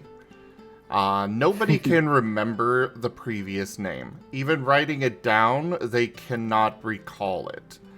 Oh, It's so they're an SCP. basically. They are seeking to become gods, so, you know. Fair. They get up to all sorts of mischief, though. Seeking to become god, Sigmund activates like the Goblin Slayer. I think it would be interesting to see him versus them, though. Yeah, I mean that is the whole main plot line in a set to a Zen. The main characters are trying to become gods, so yeah, Sigmund would not have a happy time with the main characters of that franchise. I mean, even if without that, Sigmund would not have a happy time with the twins, because he is already grumpy as hell, let alone being put in with two little gremlins. Oh, fair enough, indeed. Who can, of course, just read his thoughts like a book. Psychic versus psychic. Yeah, I get the feeling Sigmund would probably be able to block that as soon as he knows how the magic in this world works. There would be an adjustment period. Indeed. That would be an interesting thing. No, that not gonna lie. maybe there could be a cameo someday.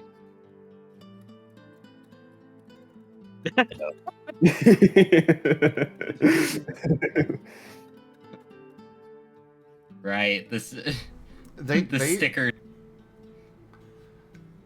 They get up to whatever seems most fun at the time. Whether that is trying to melt off a collar put onto somebody by a god, and thus getting almost vaporized multiple times. Oh. Oh, I see. Or deciding to just go and be construction workers for a week. They I are do a little trolling. they are very effective at construction. Fair. Considering their telekinesis between them, they can lift, I think, like 2 tons Ah, fair. That's cool. with no effort. Also, Tajime, when you wrote that "become as God," I couldn't help but think of what you may call it. That little Nier? quote from, yeah, the quote from the quote from Elden Ring, of "Now we can devour the gods together." Oh yeah, they can also fly. Yeah, And they do have a dragon. I'm the dragon. Memories of Guild Tales. Yeah. Yeah, the gold dragon is their son. Ah. That's cool. That's cute. He lives on the ship and he grows with his horde. I miss Calcero. Yes. It's such a shame what happened with Guild Tales. Fuck you, Indeed. Hasbro. Fuck you. Yeah. They seem to be nosediving a lot, but then so does Wizards of the Coast also, by making some truly baffling choices. Indeed. I Just because president's a jackass. I am convinced that it is, because, like, Hasbro owns Wizards, and I am convinced that it is Hasbro dragging them down with them. Like, That is Wizards understandable. used to be a good company. Well, Yeah. then Hasbro bought them, but they also got more involved with the business end of the thing instead of the game. So Yeah. And when that happens, things just deteriorate when it comes in the game side of things. It's pretty much what happened to Blizzard. Well, when it comes to D&D, like, I did research into D&D, and one thing that I found is every time somebody has tried to just turn it into a product without any, just be complete monetization on it, they have met with complete and total ruin. well, it's because the origins of the game belongs in binders in people's closets, man. And D&D yet, was not invented by the corporations. It was invented by a bunch of guys in a basement with a binder. And And that's yet- the way it's always going to be. Sorry, go ahead. and yet they keep trying. Well, of course they are. If there's money to be made, they're going to try and make it. Mm-hmm. Which I can't blame it for attempting that, but unfortunately they're destroying the game while they're at it. So screw them. Well, that's the thing, is like, there is money to be made, but you gotta go about it the right way. Keep the And they don't know how passion to- alive. Yeah. Let it be a passion project instead of a corporate shill. That is how you monetize a game. But they don't know how to do that, so That's because they don't have passion. They have knowledge making money. passion. And to be fair, to a degree, you need that knowledge, but without the passion, you won't succeed. So I know there are still people at Wizards that still have passion for it.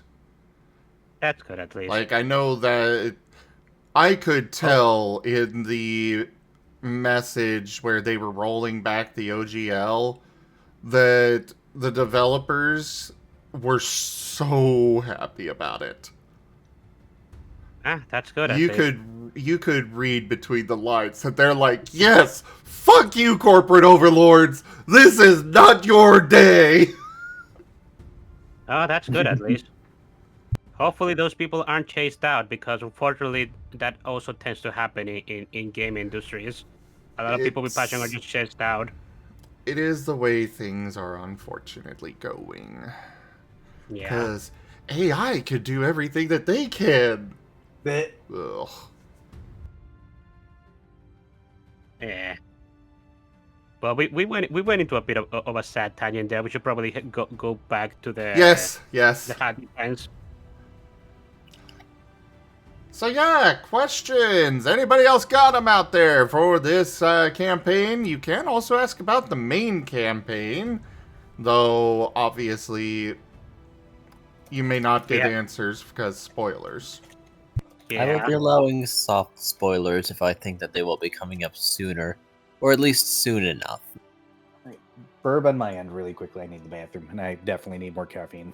Okay.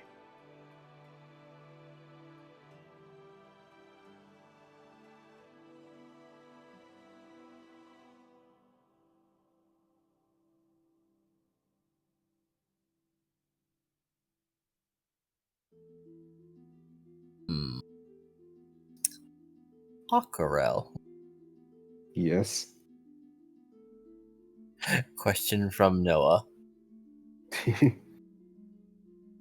Go Would on. you let him lick your helmet?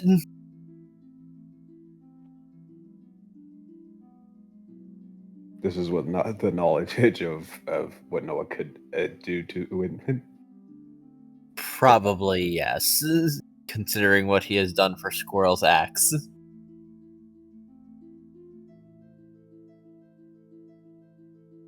The effects are the same and ridiculous as ever. Bypass for integrity.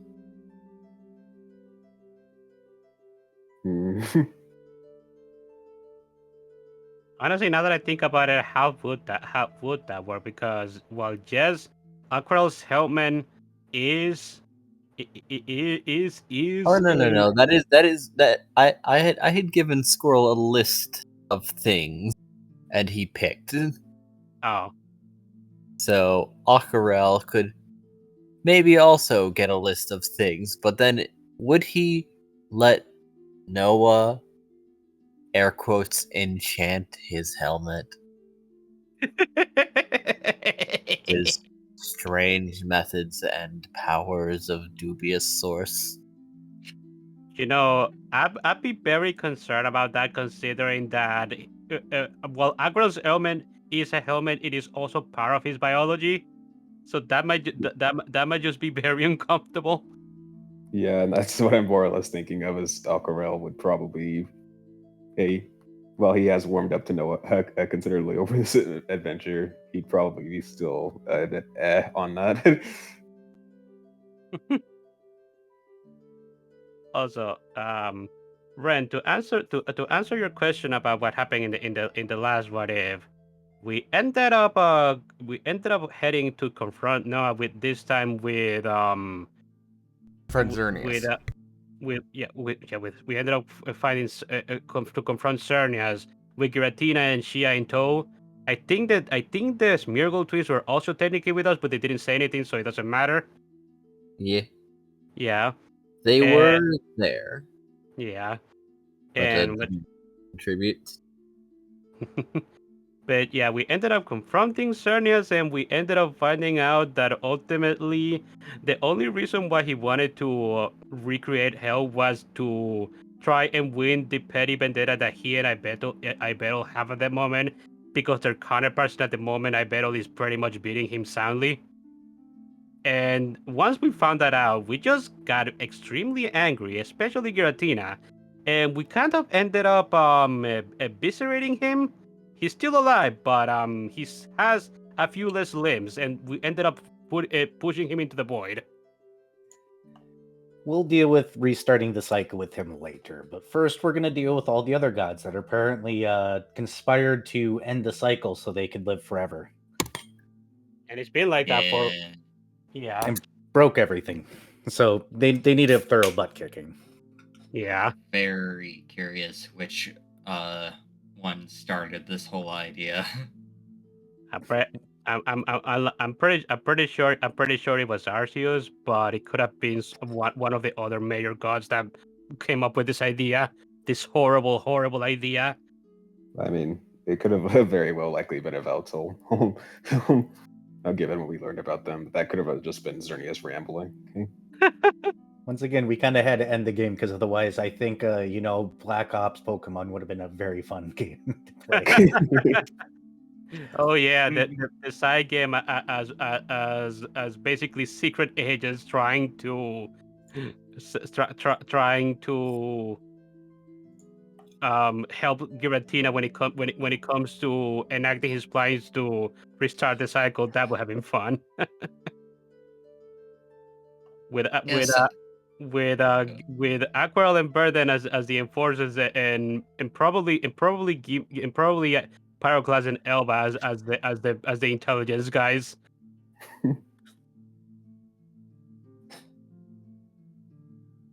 If you campaign idea, ask. Yeah. So, And Squirrel also as an enforcer, I suppose. He'll have been with us. Enforcer in training. He's Yeah. a junior. Yeah. so What was Zim, that thing? Go ahead. Sorry. in this what if timeline, would Scroll have ever rejoined the main group?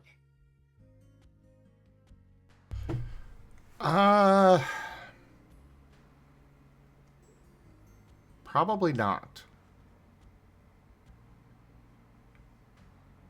It kind of depends on how things went. He would have tried to get Chomper to come over with him. For the rest of the group, it's...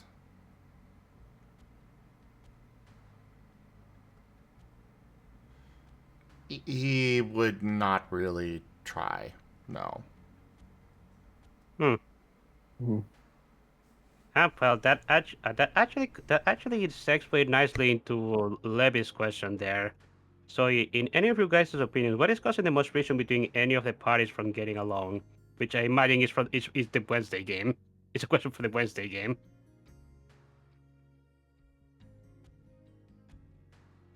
I mean, the biggest thing is the Dark Spiral.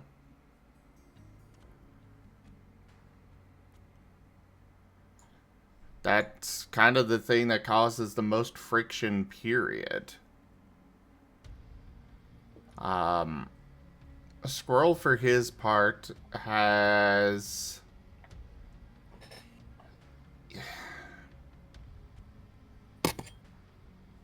Squirrel does not like Vane at all. He does not believe that he could ever get along with Vane. He does not believe that Vane has any interest in getting along with him.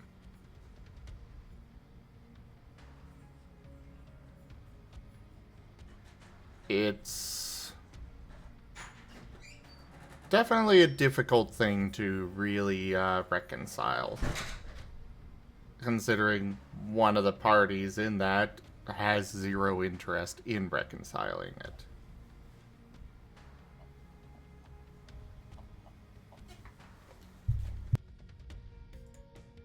Does Squirrel have any interest in reconciling? It's a question I'm honestly asking you right now because I honestly don't feel like he does. Sorry, what was that? Does Squirrel have any want to reconcile? Because I honestly don't feel like he does. Squirrel does want to reconcile with the party, but he does not believe that he's got anything further. That he's not made attempts to reconcile already with Vane.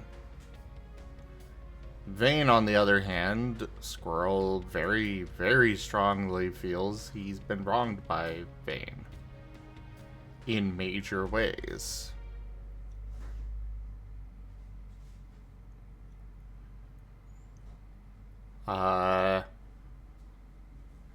Squirrel's already made efforts to reconcile with Kaza, which that has been resolved. With Paz and Wade, he's not really done anything to them outside of leaving the group, but, well, doesn't exactly feel like he's got any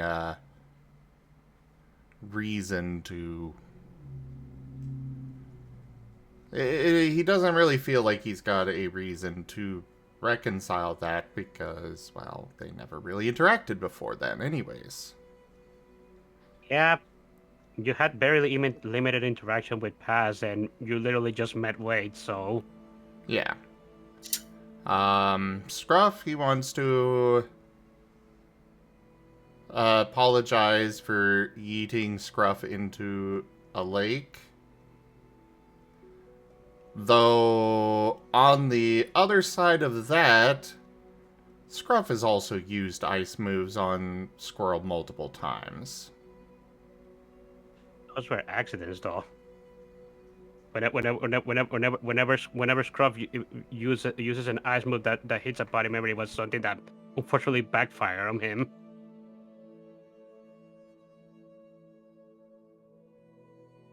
There were a couple of intentional ones. But either way, they haven't been apologized for. And with Squirrel, they especially hurt.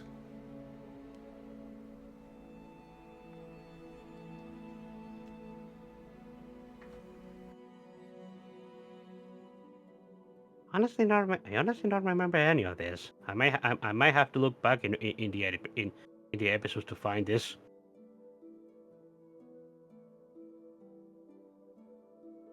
Like I don't remember. No. Huh?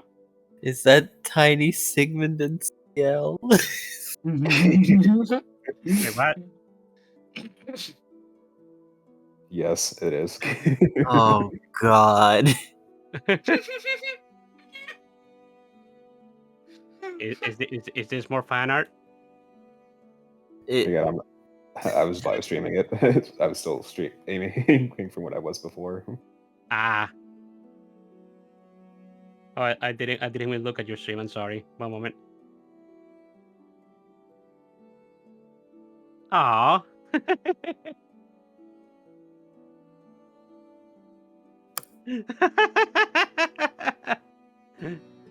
That is. Oh my god, that is true. I want to see how in the world CL would react to Tiny Sigmund. I mean, he probably wouldn't even recognize him at first. Maybe not. However, opportunity. Indeed. Finally. He didn't need me on his team anymore because he was stronger than me. Well, look who's the small and weak now. We're making a team again. Ren, I do not have the file to bring up on stream. Sorry. Yeah, it's something that Ido is actively working on at the moment, so you'll be able to see it later. Yeah. As for Pyro's view on that Leviathan's question, in his opinion, it's Vane's inability to feel positive emotions. Yeah. Unfortunately, that is a very big thing. He's not really making any efforts to try and understand those emotions. Yes. And now there's a vein here that is not his vein. Which is problematic in its own way, because even if he did apologize, that's not the right one. Indeed. Well, the alternate vein does want to give information as to why why our vein reacted the way he did. Yes, he has memories. Mm-hmm. So he's trying to find a way for these two knuckleheads to try and understand each other. Especially since he's assuming this is going to be a built one. Mm-hmm.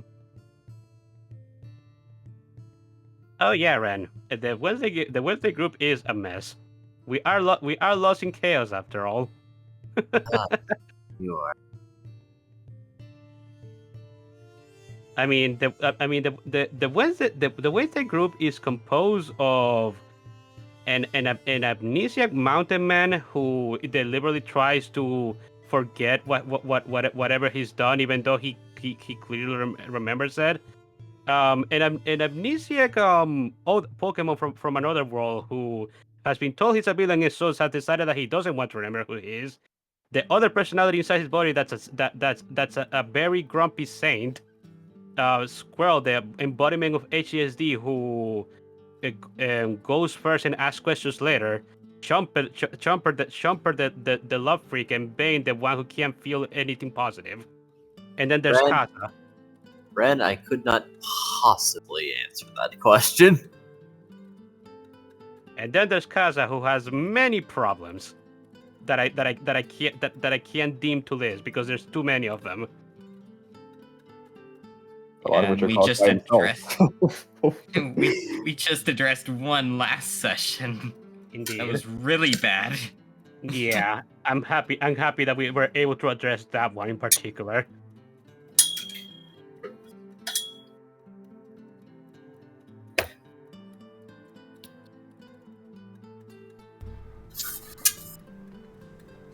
That one could have been bad if left untreated. Now listen. Kaza is just trying to be a good leader. Oh man, it seems that Bane putting Kaza in the leader position was not the best decision, unfortunately. But there was no way for any of us to know that Kaza will do this to himself. So, well, a lot of stuff's going on, so he's going to pretend that there's nothing going on with him. Come on. No, I completely get it, but unfortunately, that's not how it works. Because we already know that there's a lot of things going on with him. We saved him from his father, who was brainwashed by by my Priscilla. why by Cressida. Why do I keep forgetting her name? You don't want to remember her. Yeah.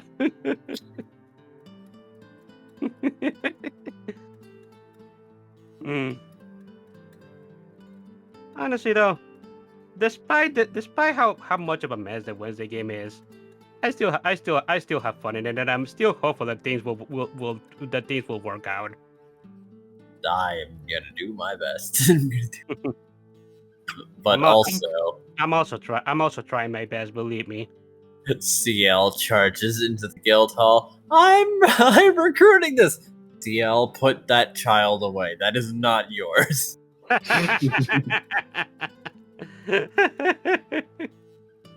Here is the doodle that we were talking about, by the way.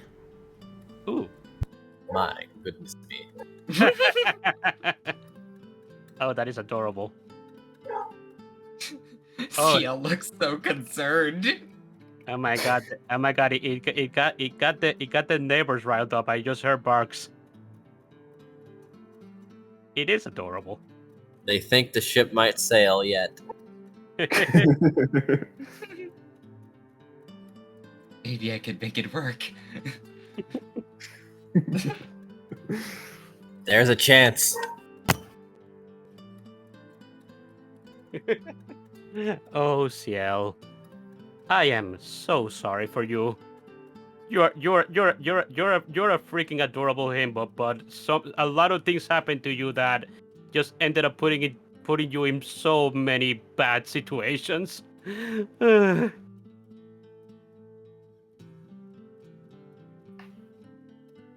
Relationship-wise, he was in the doghouse, and Sigmund made damn sure he knew it when he beat him into the ground. Yeah.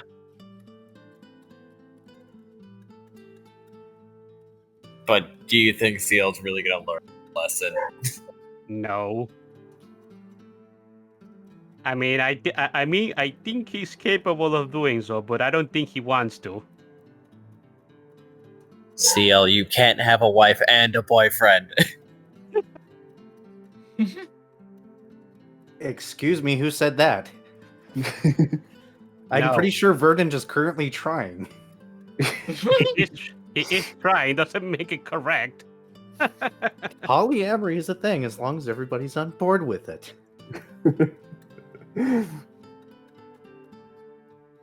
Good luck with that. Verdant is dumb enough to try anything once. We've learned this. Yes, I know. That's what I'm saying. Good luck with that.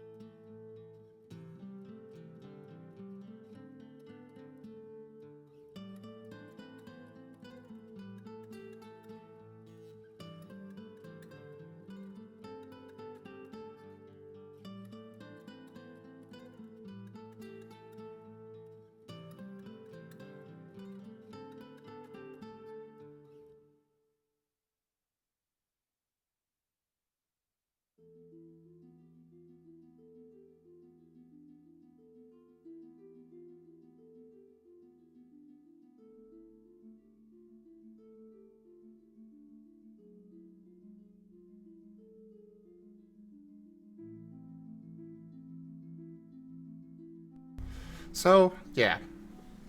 At the end of the day, the main group, the Wednesday group, is got a very, very hard reconciliation to get to. Mm-hmm. How that's going to work out, I have no idea. If it's going to work out, I have no idea. But... Oh, it's going to work out. Believe me, believe me, it will.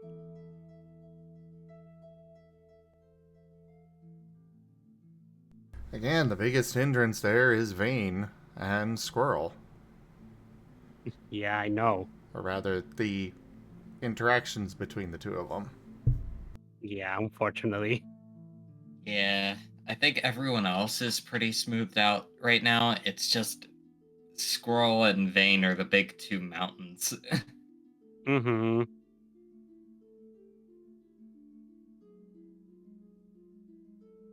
Ren, unfortunately, I cannot give any specifics, but I am working to. I am personally working towards that, and Enja is also doing so. So we will see. Pyro's also trying in his own way. Mm-hmm.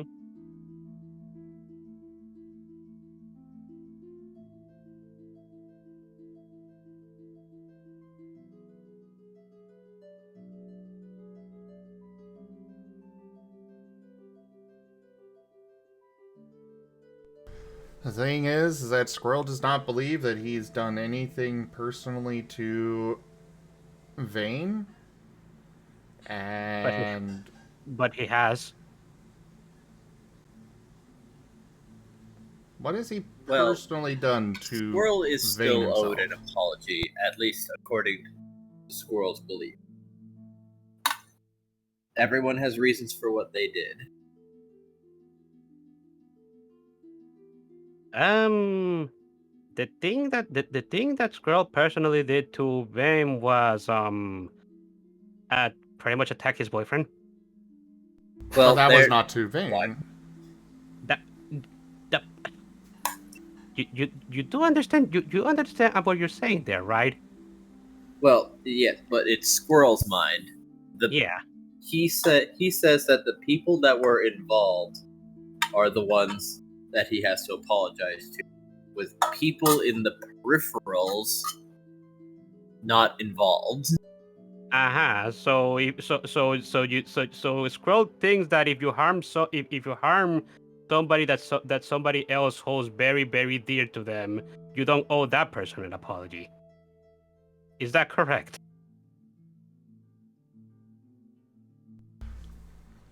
In this particular situation, yes. I can't say that's how he will react to other ones. I see. But Squirrel's already done his reparations with Kaza. I see. And the entire reason why Squirrel was in that position to begin with was Vane's fault.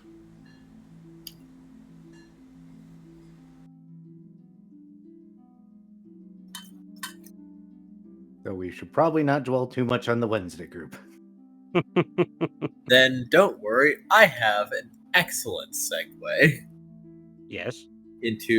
Back into Thursday stuff. Have any of the characters, including Verdant, tried Try broke what? out there. You broke tried out. dating?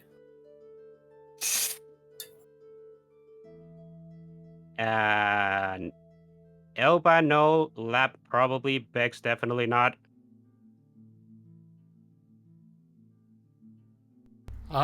Squirrel has not tried dating, in current life or previous one. I don't think that Squirrel even considers the concept of dating, as of since he has come to this world. He has not.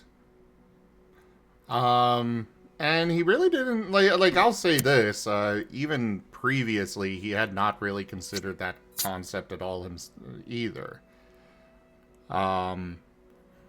Like, he definitely can feel affection for others, but just the concept of dating itself has not really occurred to him as anything to pursue or anything.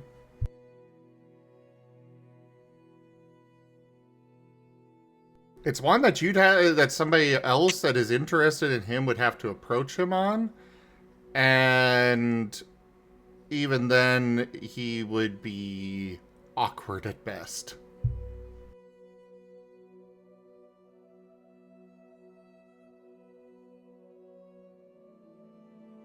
That's fair. And yeah, when it comes to Elba, I think Elba just being way too preoccupied with his team stuff, alongside his own hobby to even think about that stuff. And when it comes to Lab, he's a bit of a gremlin, but I could imagine him trying to woo others. So that's why I said possibly him. But Bex is a kid. Yep. Just wait until he hits his teenage years and he does exactly what Verdant does or did. Assume he's the coolest man in the room and proceeds like he is. Well, at least Elba will know that he's not that he's not supposed to let that go on, because considering Burden would probably discourage that. So at the very least, it didn't end well and it was funny. yeah. So Bex has a chance, at least. Oops, I accidentally married.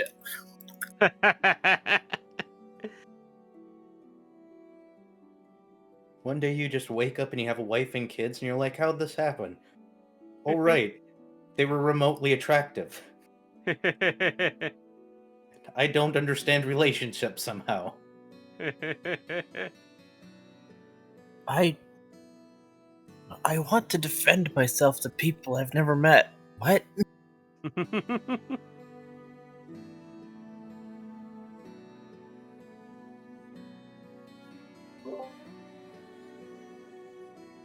Enja definitely does a great job, Ren. Yes, he does. Woo! I am sad that Enja cannot stick around and DM for us for the long haul because he's been a great GM that's been able to keep up with a lot of nonsense. Yeah. Well, Even I from will the- still be holding on to the Wednesday game with the goal of, God, I hope I can make this as fun as the Thursday game. Yeah. Yay, we're a benchmark. I just want everyone to have fun, even if I have to pull back the curtains. The Wednesday game is definitely not your fault. That is just the characters as a whole just butting heads a lot. It's a comedy. It's a comedy of errors. Yeah. To some Unfortunately, degree. sometimes games just fall flat and there's nothing you can do about it. Well, at least Samantha and Bian are there. Or Yeah. generally at least neutral to everyone. Yeah. Honestly, I think personally, I think what the Wednesday game needs is just a bit of a long period of time where things don't go wrong from outside influence. I mean, because things still can go wrong from party infighting, but things not going wrong from the outside from things outside would at least give us the opportunity to try and heal. I could probably swing that. Yeah, at least that's how I feel. As I said, y'all just need a sauna episode like every anime. Yeah. Because, everybody just magically forgives each other in a sauna episode for some reason. Saunas are magical.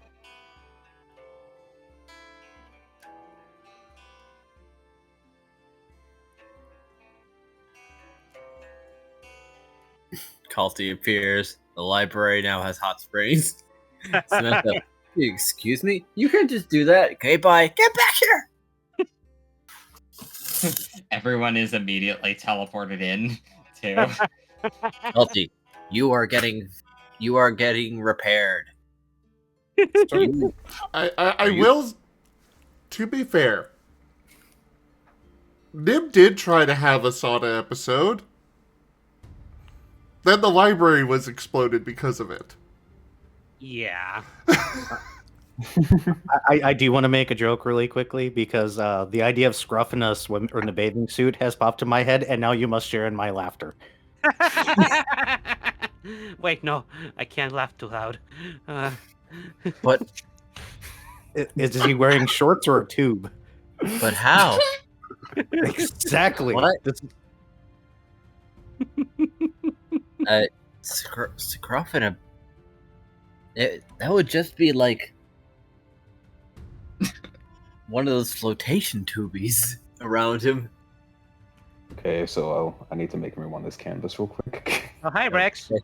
Lol. Hi, Rex. Hello.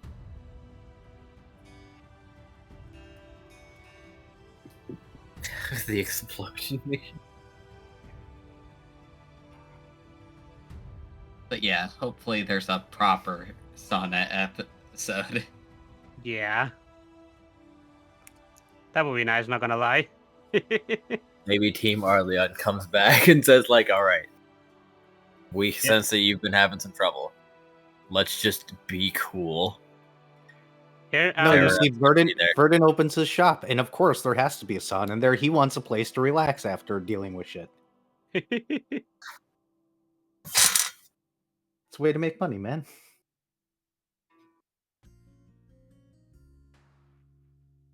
Sitting in a hot tub after a workout is a good thing, right? I forget. I haven't worked out in years. I mean, This it's, is it's relaxing at least. First. I don't know. I don't know if saunas do anything for muscle development, but it's relaxing at least. Oh my god, the polar bear has a drink. He took a one in his hand.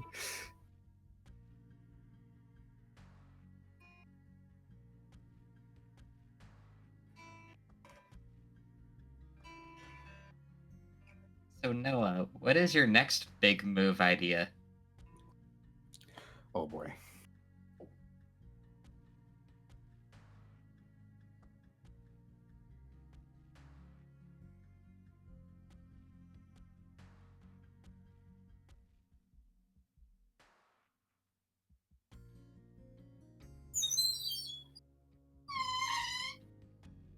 I heard a door. What is that? Apparently it's squeaky door. Got interrupted is what happened. Squeaky. And no flashback scenes.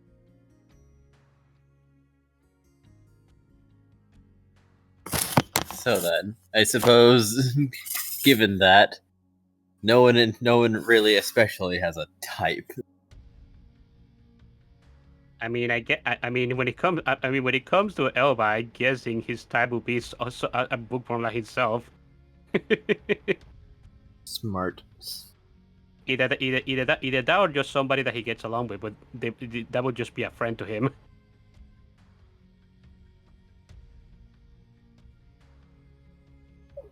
Verdon's Someone got like two Pokemon. criteria. Can they kick his butt, and do they laugh at his bad jokes? I see. She admits those two conditions, funnily enough.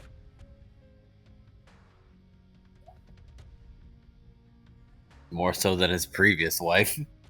I wonder if his previous wife could kick his butt at some point. Probably not anymore. Especially now that Verdon has a very huge vendetta against her right now. Yeah.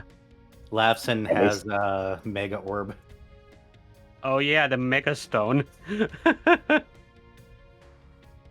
It's too bad we didn't end up using that thing, but hopefully it will come back someday. Hey. We can imagine how Thursday game could continue without it. Or how Thursday game could have continued. I did make mechanics for it, so theoretically, it is easier to envision. Yeah. Him just having that and saying like, alright, everyone dies now. I mean, funnily enough, if Mega Stones weren't like that, Mega Stones are like unique for each Pokemon, right? Yes. Yeah, that is unfortunate because if that wasn't the case, then Burden could have probably like given that stone to Squirrel, because well, Mega Lucario is a thing. Even if Squirrel is a variant Lucario.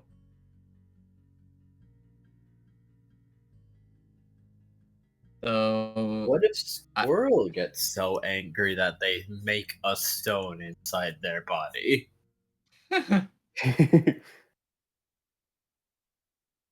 I mean, I'm sure we'll see it at some point.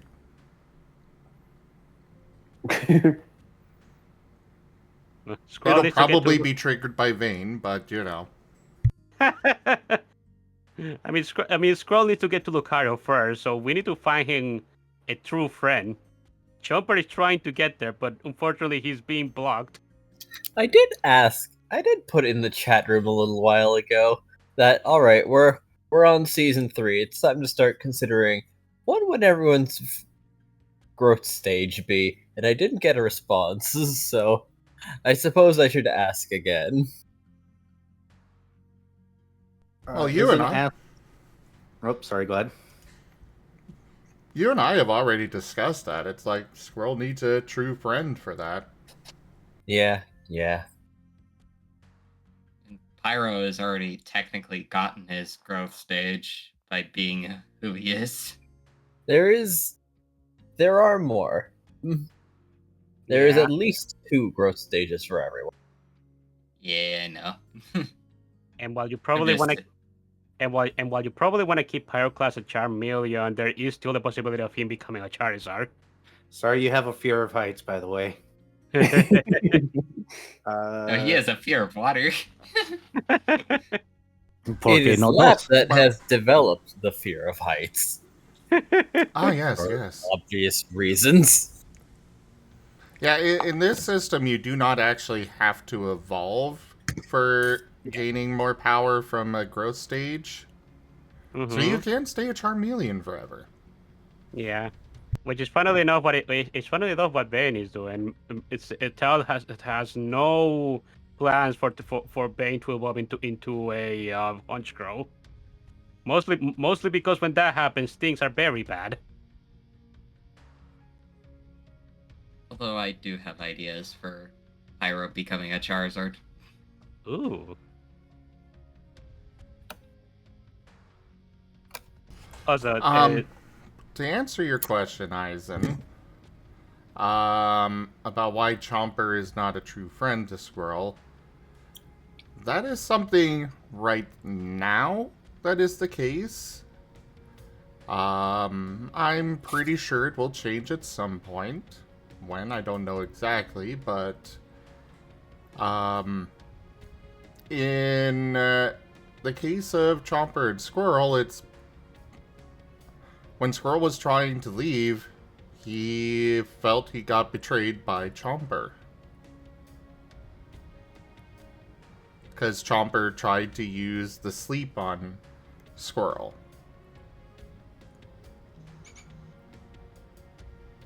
Wait. As much as I don't want to go as much as I want to move on from that thing, I honestly think that we need to have a discussion about all that one more time. Mostly because there's a few misconceptions that need to be ironed out. Like the other reason why a lot of people were trying to stop Squirrel in that situation was because Squirrel was looking crazy at that moment.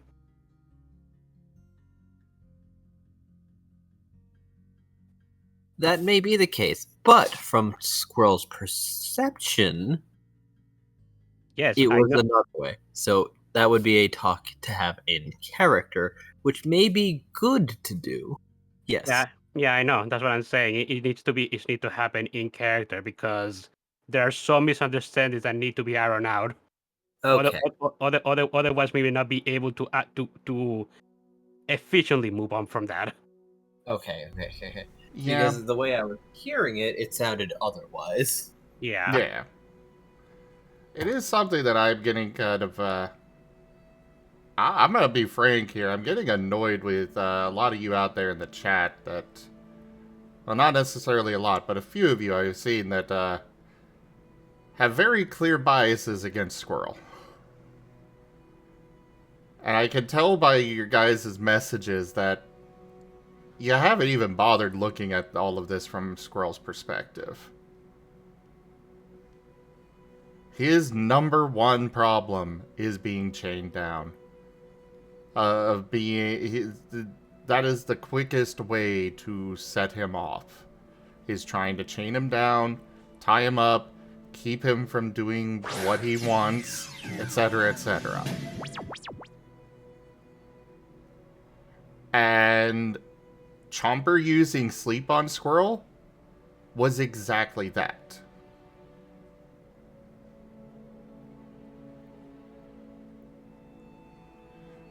And everything with Squirrel leaving was set off because of Vane chaining him down in the first place.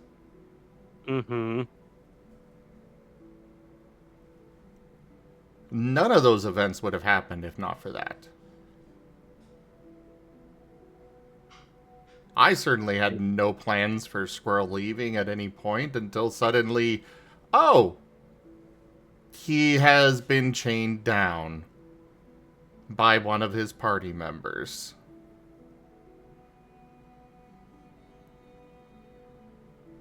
Either he tries to kill them or otherwise beat them into submission, or he leaves.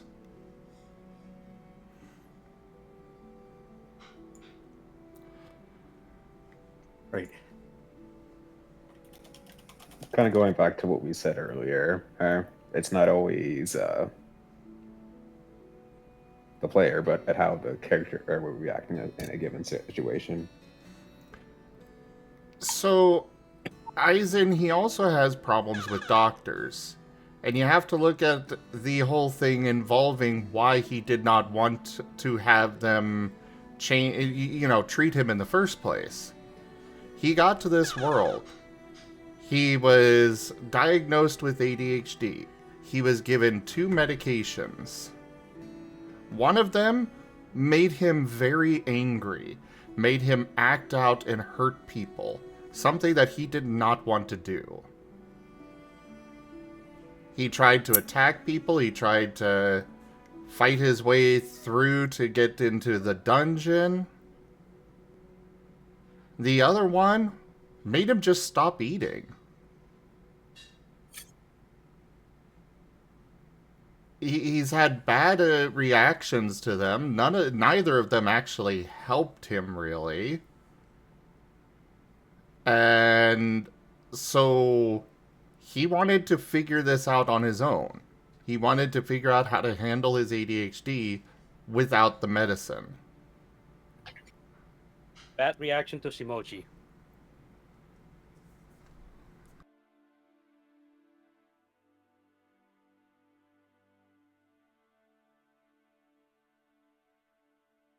And yeah, what Era said, consent is a thing. Actually, that does raise a question I have. Does Squirrel, though, well, at least with the Thursday group, feel like he has a bit more control over his ADHD? Or it just feels like it's less of a burden for him? Yes. He has been able to get control over his ADHD. That's good. It's still not perfect, obviously. It probably never will be. But he's gotten some more control.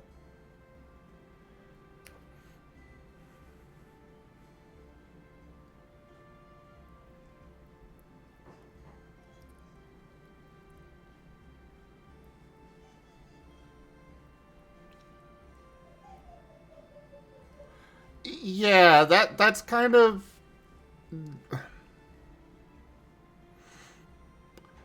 A medical staff could make that decision to restrain him.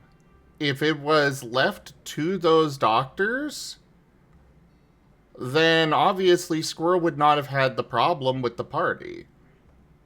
He would not have attempted to leave the party. He was restrained by Vane, who is not a medical professional by any stretch of the imagination. Because Squirrel was actively whatchamacallit.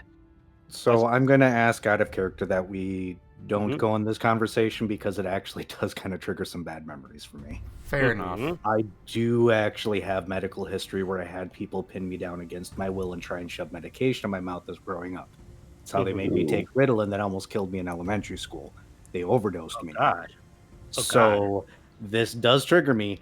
I have huge issues with anybody that is not a medical professional pinning anybody to make them take medicine or anything else because you don't know what the hell you're doing.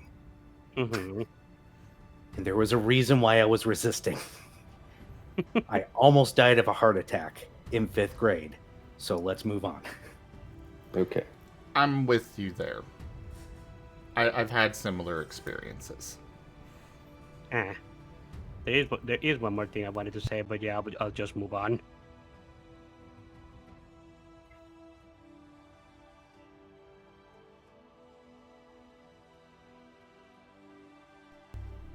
And no, I don't mind sharing that kind of stuff. I'm very open about my past and why I have certain issues. So don't feel bad, people. It's not pressed.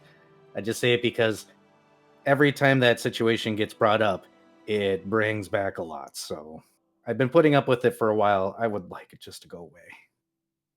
Yeah. I think it'd be okay to answer your question, Leviathan. As for who could heal Squirrel, he's actually been trying to study some first aid himself, as well as healing for himself. But he's got a distrust for doctors.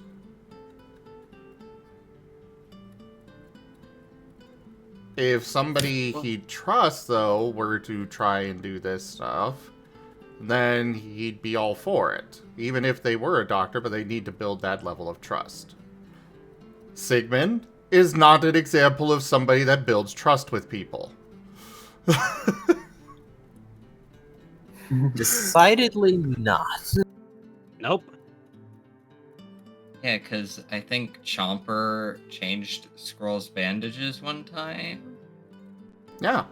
Squirrel was A-okay with that. Maybe if Bean helped. Bean also, Bean has helped.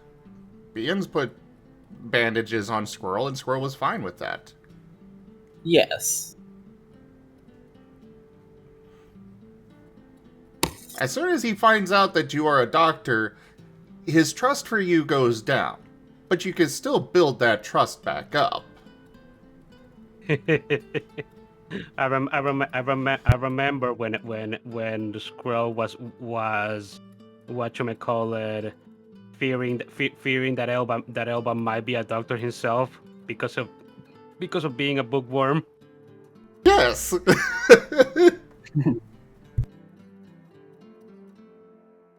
No, Eisen, he does not count as medical equipment. He counts as a planar observation object. He just happens to have intaken a sufficient number of medical books.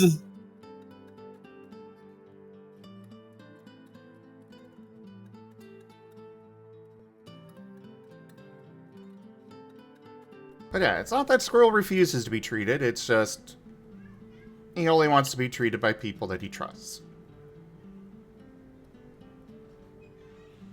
Which I think I have thoroughly shown over the course of the game. Yeah. I guess the end all is we know the Wednesday game has issues. We're working it out. So yeah.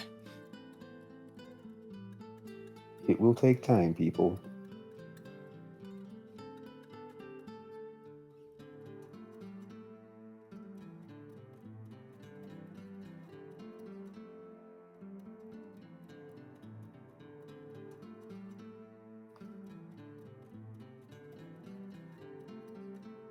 Other questions? So what is Noah's next big move? Oh my. Alright. Well. Oh yeah, that one wasn't answered. He was working on trying to paint the soul onto people, but it wasn't going great. Comfort Hold on. was very low. Back up. Did you say paint the soul onto people? You know, you use his shadows to make clothes like those Smeargles were doing. Oh, I thought you were like... I thought you were like, okay, he's just gonna take one of those souls from hell from outside of, from inside of him and just kind of slap that onto somebody. I'm like, what? Where did this come from? Wait, what you said there, DG? I mean, effectively, Ah. he was putting that on top of your body.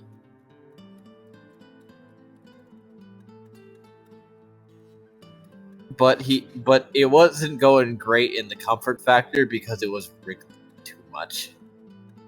And I think everybody, Eddie, including Garatina, said no. Yes. They told him to stop doing that.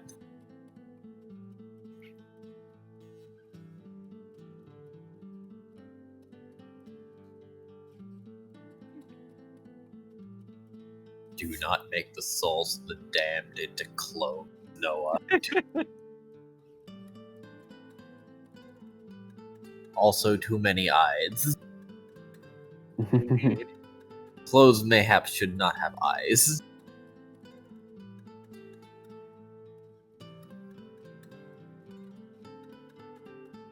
It's taking a little bit for that to sink in, but it's on the way. He's kind of he's getting there.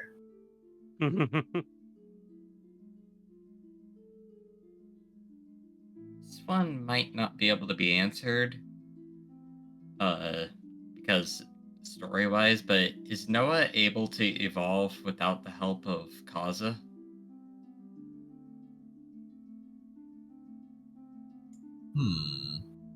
Didn't Enja once say that he was going to become a Leafeon or a Glaceon or something like that? Yeah, his canonical evolution is a Leafeon.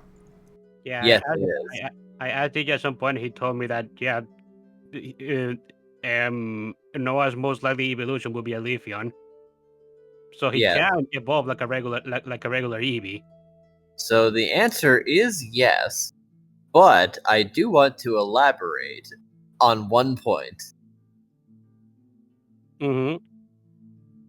He can evolve. If the evolution sticks is another matter. Oh.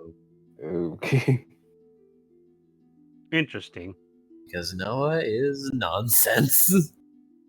Fair Yes, enough. he is.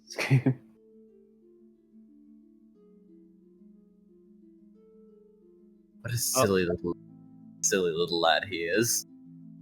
Silly, terrifying little lad. Yeah.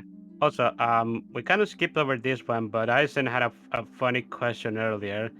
What was the closest Sigmund got to being married? Well. So this one time when he was working on Verdant, I'm kidding. I'm not going to continue that. Oh No. There's not enough drugs in the world for Verdant to even try. Yeah, no. That is dead on arrival. Go on, Enja. Sorry to interrupt. You realize you've set the fan artist on a warpath now, right?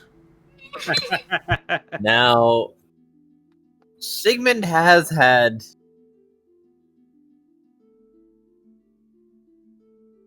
there is one particular woman that Sigmund has had sufficient relations with. Oh. But she was also part of the faith. So once his sainthood went, that kind of stopped being viable. Yeah. That is unfortunate.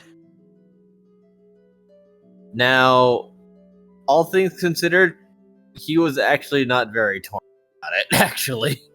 He was actually not very. What about it you cut out? He was not very torn up about it. Like, oh well, whatever. Fair enough.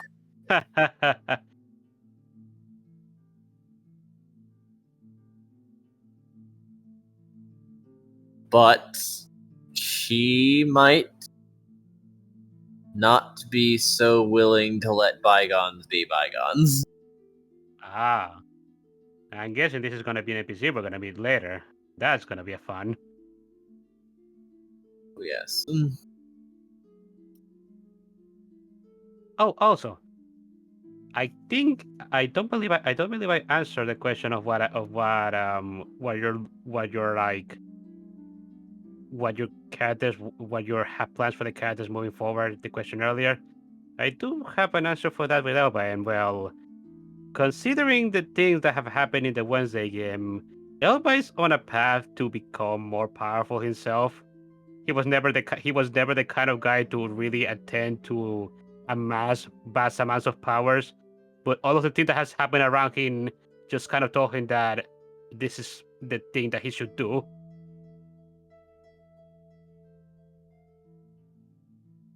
So yeah, Elba is getting a little bit power hungry. Elva is tired of being nice. He wants power. No longer neutral. Mm-hmm.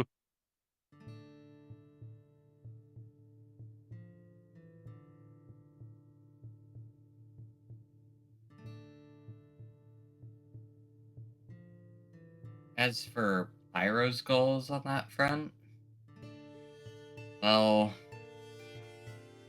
he does want everyone to get along, but he sees Vane as a danger, and again, the not being able to feel positive emotions makes him really hard to deal with.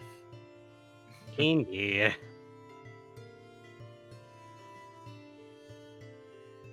Elba honestly just feels pity for Vane. He also feels like he's probably a danger, but he just feels pity for him because the dark spiral has just been consuming this dude who has just been here for 12 days. It's awful. Also, oh my god. Ido has been doodling some more. Spa day scruff. Oh, somebody needs to show this to Rob. If you haven't already done, so send it to him, Ido. Once again, is a bathing suit pair of shorts or is it a tube? Apparently, it's an intertube. It is. The tube was definitely the right call. He hops in and it inflates like one of those auto-inflating things you see in movies all the time in cartoons. Mm-hmm. Yes. Excelente. It turns out this entire adventure he's been waiting for this one moment.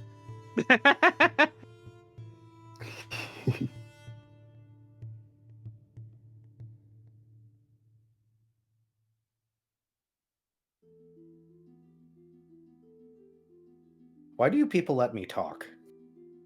Because you're funny. It also gives me ideas for art. Indeed.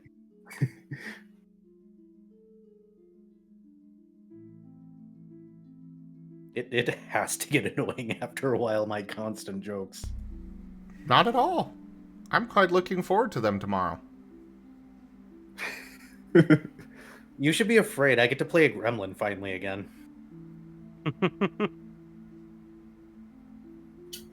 Ah, but you see, I am well versed in the ways of the gremlin. Oh, but I'm a special type of gremlin. Hash browns? Every gremlin No. is. Not hash browns. I'm the idiot that knows I'm being an idiot. That's the worst kind of gremlin. Hash browns.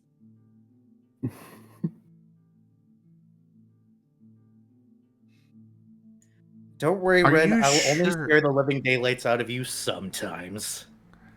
Are you sure about that, Ren? Are you sure about that?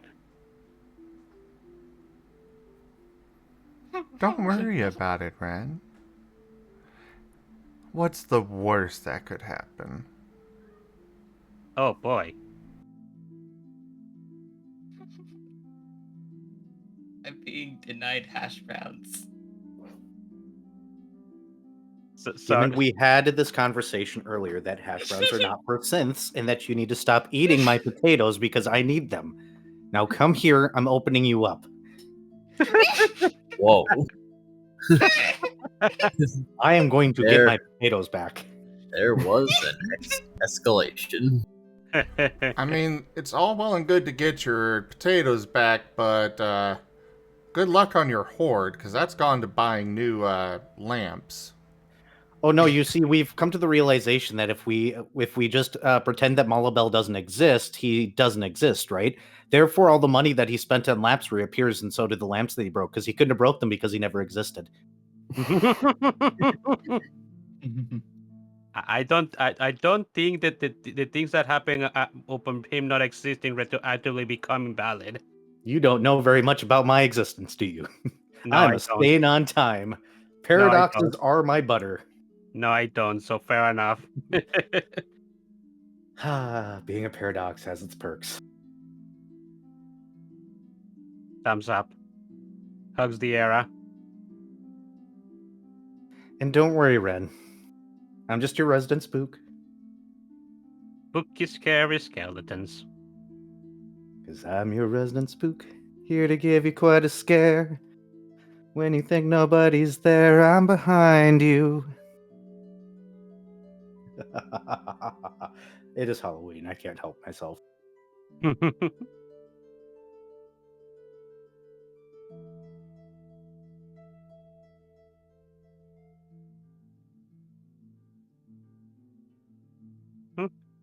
Anybody else in the audience has any questions?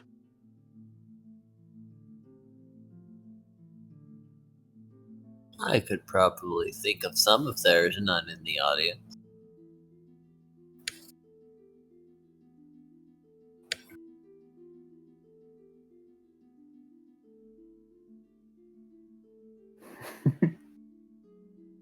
Does Noah have a least favorite thing that he's eaten? Does Noah have a least favorite what? Of all the things he's eaten, is there something he particularly disliked?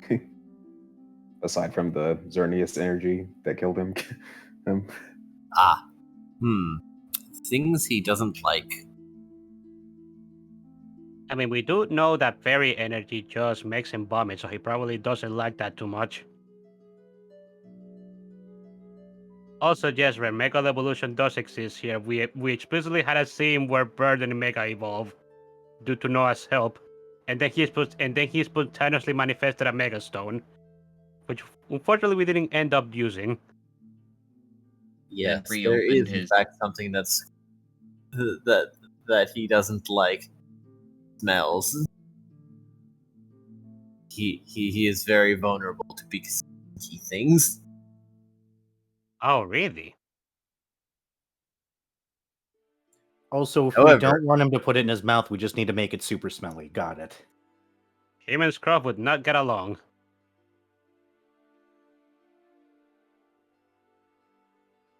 However, here's the thing. He also will always hear if someone says his name. Oh, yeah. Because So, if you ever want to annoy him, just mention his name, and he's probably hearing you. Like that one time at the library where he called out, I heard that, and then he called out her coordinates. Wait, is Noah capable of doing that now that the shadows are separated from him? Well, that's a good question. And I will not elaborate. Thumbs up. So he's Beetlejuice. You just go Noah, Noah, Noah when he appears. Got it. Noah, Noah, Noah! Squirrel is Really taking hope- notes. I really hope Squirrel gets Noah back in the main game. He needs him.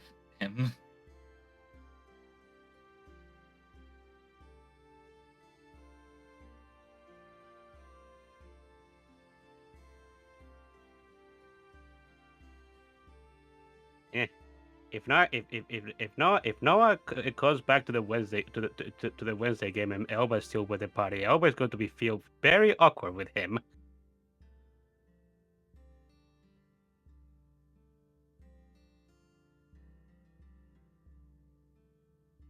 Yeah, that checks out. But I feel that Noah being there would be very good for Squirrel. Agreed. Might help Squirrel to might get to alleviate. TF. Evolve.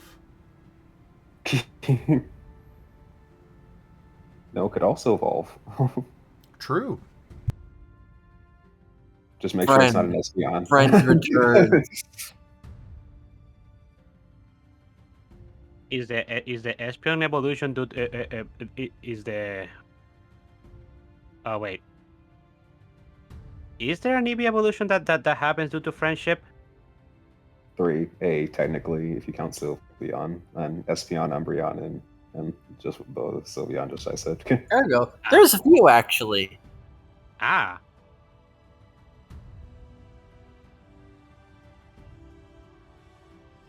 I didn't know that the Espeon and Umbreon also require friendship. I thought it was just night cycle. And I Nah. said, It was time of day and friendship. fair. Yeah, originally, but now it's dark move, psychic move, or fairy move, and friendship, depending on what you have in the thing. And I think level 25. Because some games don't have day and night cycle. Fair enough. Yep. So they rely on having a dark move, fairy move, or psychic move. Fair enough. Which is weird because EVs naturally learn a fairy type move. They don't naturally learn a dark type or a psychic type move. You have to use a TM, I think. That is weird. That is me just recalling stuff off the top of my head, though, so I may be wrong. Noah evolves into Eevee. He looks exactly the same, but he's a little taller. I like that actually. Oh no, wait. He evolves into the Let's Go Eevee. Isn't the Let's Go Eevee extra small? Yes. Fuck! I evolved in reverse! Wrong way! I mean, No, it's perfect. Squirrel can keep hearing him. I mean, the Eevee from Let's Go Eevee, it's extra small, but the Let's Go Eevee one also has the ability to just negate damage once he's friendly with his trainer long enough, doesn't he? I believe that was an ability. Gets punched in the face. Oh, I'm sorry, I wasn't paying attention. What? That's been a thing in a lot of Pokemon games that all Pokemon could do for a while. If you get their friendship high enough, every once in a while they just ignore damage. Oh, really? I didn't know that was just something that friendship did in general. Fair enough. Yeah, if you have maxed out Pokemon friendship, Omni is busted for when it was in Pokemon. You would get random events like your Pokemon randomly hugs you in battle, and your Pokemon loves you so much that he stayed up to fight, and also, occasionally your Pokemon crit loves you so much that he dodges. Dang. Yeah, and Also, the crits. Which is actually bad when you're trying to catch that. It's like, oh, your Pokemon wanted to be free, so it crit. You fucker, that was a shiny. You yeah, need Nuzlocking is not fun with that. This is why you need a Pokemon with false swipes, people. Even if you crit, you can never kill somebody with false swipe. Although you can use false swipe with Ghost, I suppose. Is there another Pokemon move that doesn't let you bring somebody down to 1 HP that's not false swipe? There's hold back, but that's also normal. What's and the yes, point? the What's the freaking point? Just give it to a normal type Pokemon. I mean, there's Foresight and the other move that lets you hit ghost types. Ah, right. Oh Identify? wait. Ah, yeah. Oh wait, Foresight also doesn't kill? I didn't know that. No, Foresight Foresight is allows you to hit damaging. ghost Pokemon. Isn't it? Yeah. Oh. Yeah, Yeah. Foresight allows you to hit ghost type Pokemon with normal moves. Oh, I thought Foresight was a move that when you use it, like, the enemy gets hit a few turns later. That's Future Sight. Sight. Ah, Future Sight. Okay, fair enough. Yay, we're talking in generations I actually know. Rank up. Hold the line. This hamlet shall not fall. Belrog, thank you very much for that raid. Welcome. How was your stream? You guys have come into our Lost in Chaos Squirrel's Adventures Q&A session. This was one of our side games that was going on for a while here. And it's been brought to an end, but now we're having a QA about it and just chatting about random things relating to the game and sometimes not relating to it. So I hope you all enjoy, and if you've got any questions about the campaign, feel free to ask.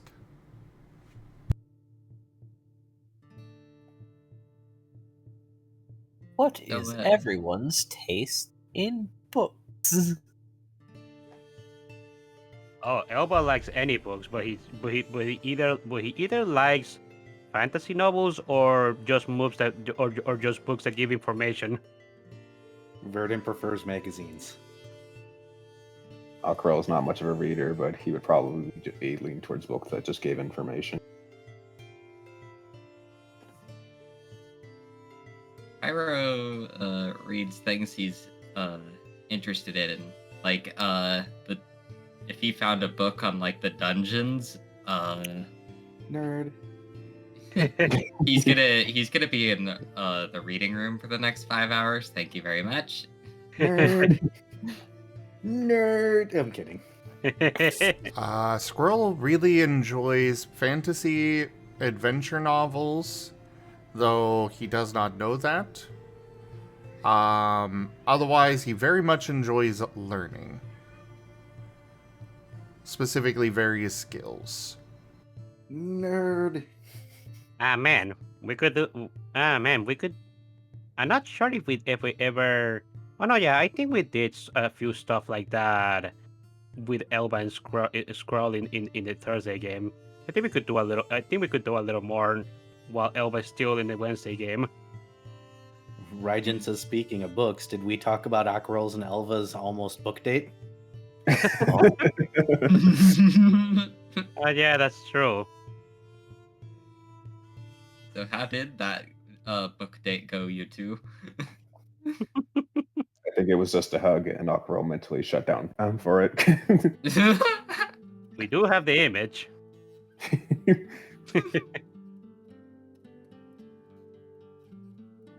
Oh, poor Aquarelle. Almost had an actual date and shut down.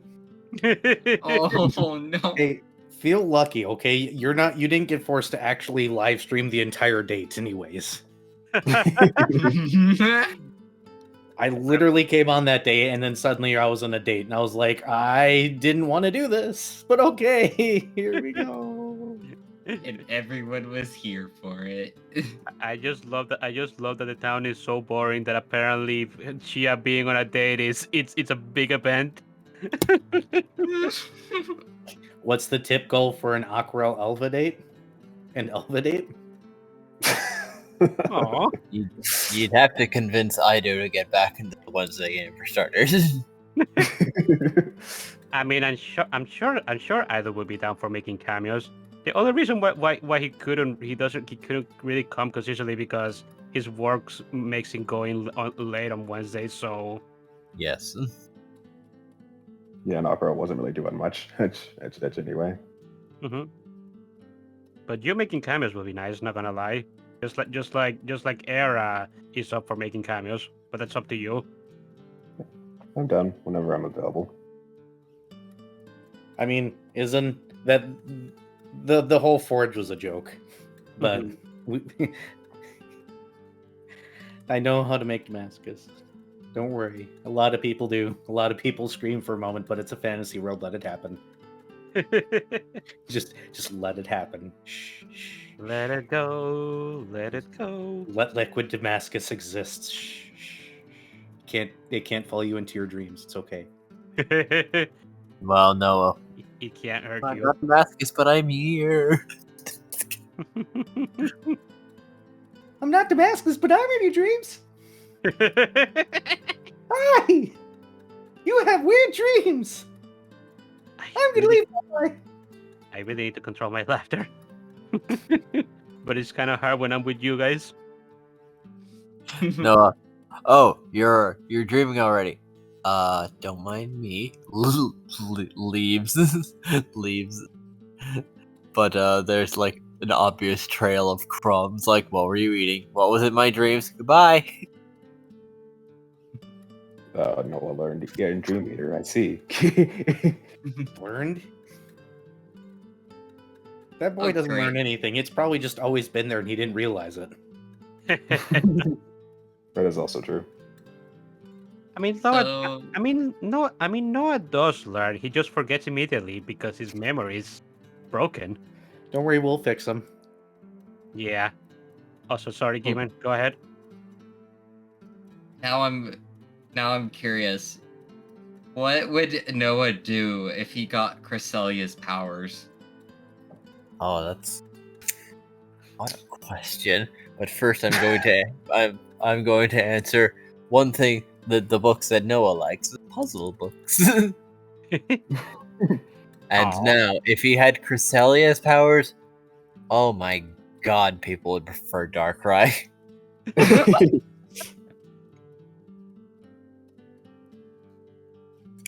People would prefer Darkrai. That is quite a sentence. Because if he had dream powers, that means now he has domain over all dreams, which means now he is going to be in your dream every night when you go to sleep. And he is not going to be leaving you alone. Okay, so he's going to become the "Are you or have you dreamt of this man" meme, except Yes. Pokemon version. Got it. It is going to be, can you sleep without this man? Can you hide from this man in your dreams? Okay, so we need to make sure that whenever we confront Cresselia, we ultimately beat her up for Noah to stay 10 feet away from her. Do not bite. Do Yes. not bite. Not bite. Do not Noah, bite. do not bite. But I want to bite. Do not bite Ribbon Duck. I imagine that is one of the few things Culty has still on his memories. Never let Noah eat Cresselia. But wonderful Ribbon Duck delight. Noah, no. But bite. But I want to eat. Noah. He looks Just like such one. a tasty treat.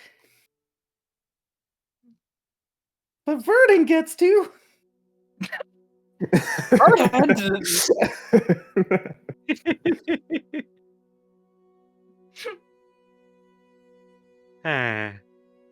I love you guys.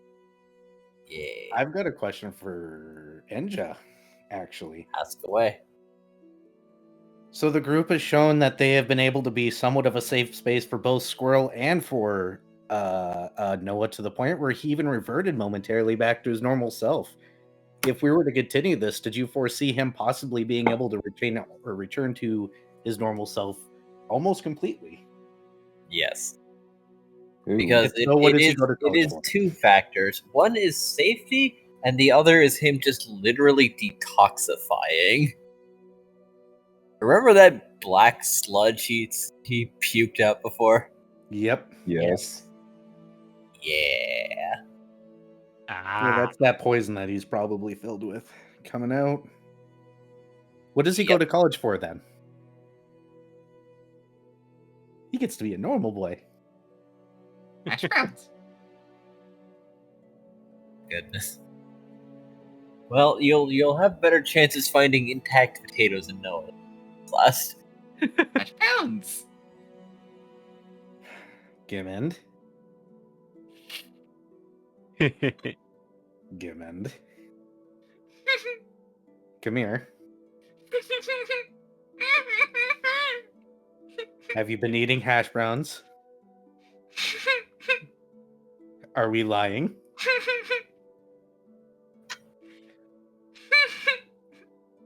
Okay, 3 squeaks for yes, 2 squeaks for no, apparently. that was 5 squeaks. What does that mean? around.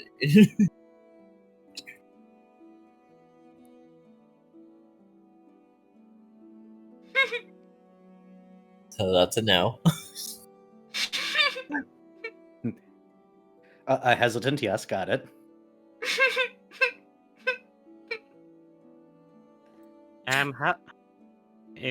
How long do you guys? How long do you think we're gonna keep going with the Q&A? Oh, I could go for a while. Fair. Apparently, I can just fuck around.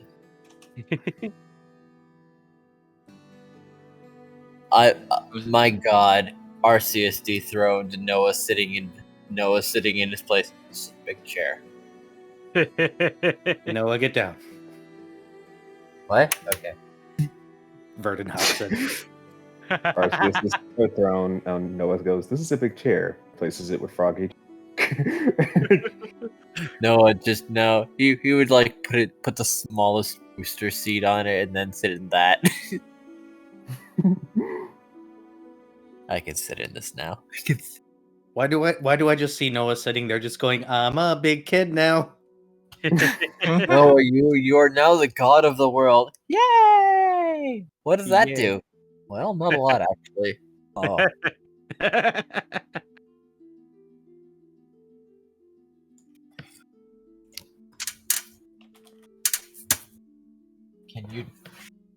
Can you not be a dickbag? I don't even know what shape that is. I want to answer, but I'm not going to. So much pedanticism wants to come out right now, but I'm going to leave it alone. Nope.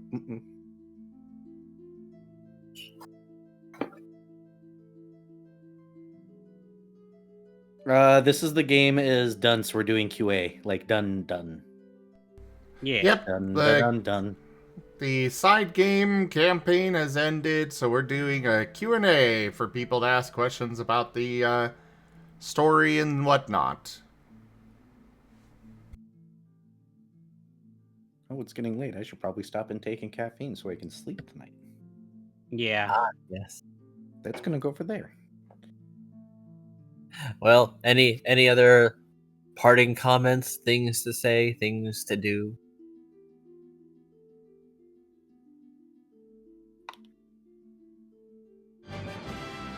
I didn't hear no bell. Oh. Okay.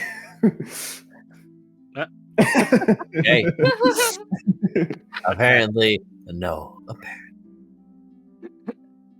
Oh, I'm reminded of Googly Elva now. Googly Elva, that lives in everybody's hearts forever. Yeah, that's the one that broke all of us. And I completely missed it Right. when it happened live. And there is a the question. airspeed velocity of an unladen swallow? 7. Awesome. What is your question, Burden? No, that I was reading chat and I was like, it took me. I was like, hey, look, a question. Oh. 7. 7. The Seven? snow declares it is 7. 7? 7.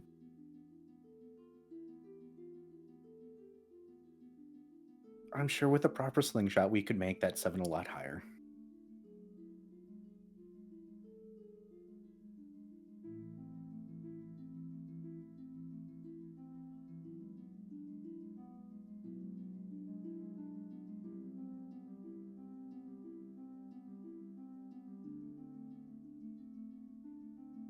Boom.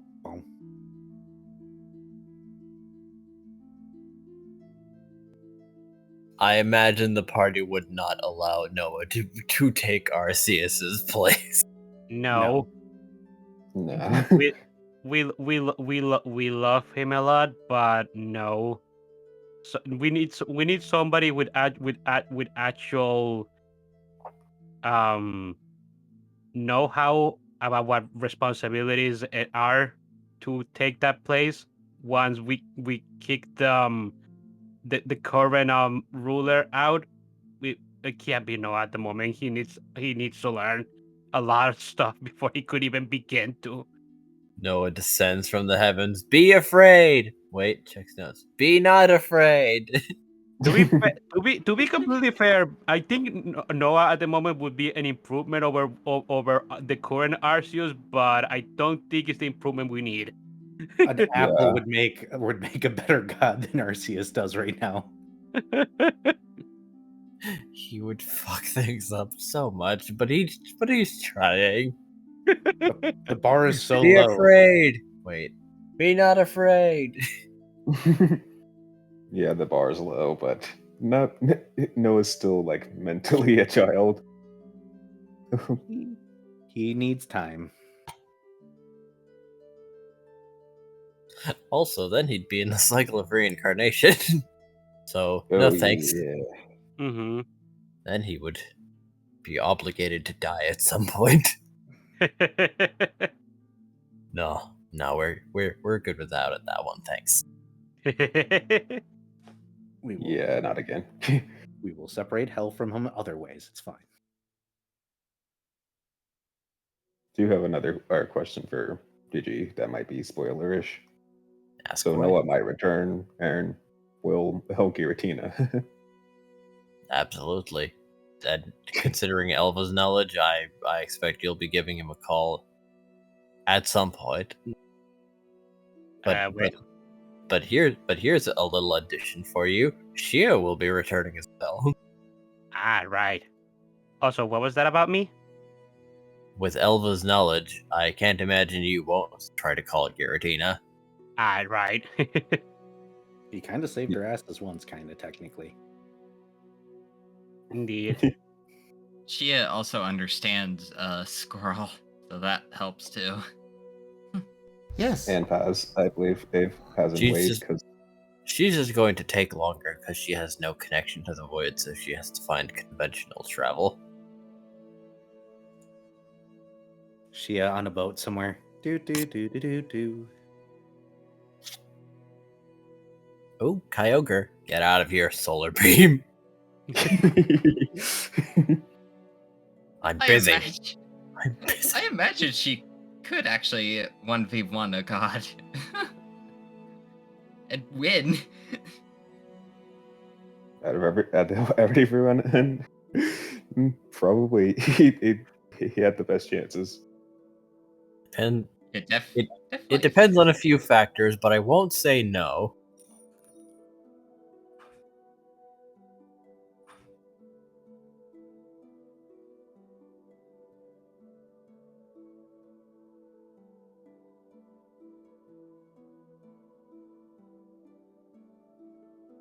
One of them being, does she care about collateral damage?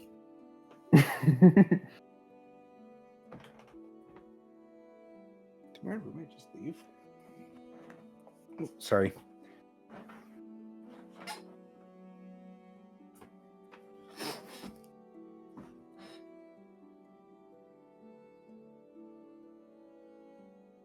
I don't know about that, Toshime. I'm sure we could use Arceus as an HM slave.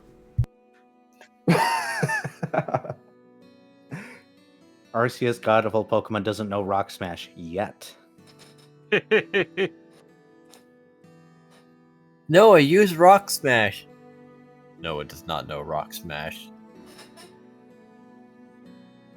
Can you do something about... Where did it go? I ate it.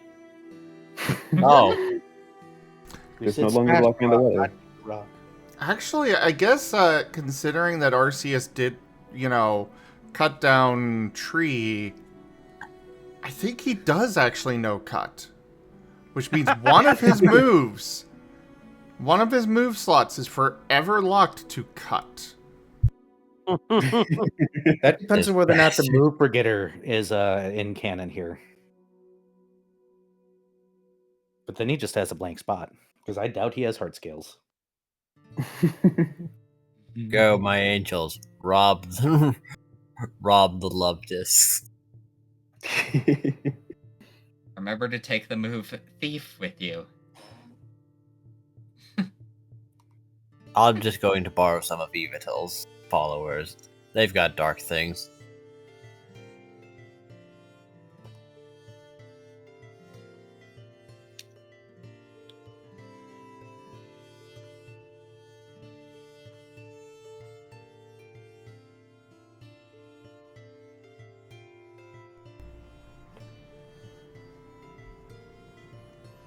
Yep, he spent XP on a move that he cannot get rid of now. So now all we Poor have guy. to do is convince him that... We just gotta convince Arceus that Sigmund is into a rock, so he learns Rock Smash. And... you know, things like that. So that way we fill up all of Arceus's move slots with HMs that are completely useless. So, like, strength and rock climb. Yeah, I mean, strength exactly. is actually a good move. Oh, and don't forget about Flash. Flash. Oh, yes, of course, yeah. So the rock that Sigmund is in love with is in a cave that is super dark. So he's going to have to learn Flash to be able to find Sigmund in there and, you know, see the proof. And then Rock Smash to actually smash the rock. It's a foolproof plan. Sigmund just stares motherfuckingly and says, like, I can't believe I used to tap that. I can't. Did you just say did you just say stares motherfuckingly? Yes.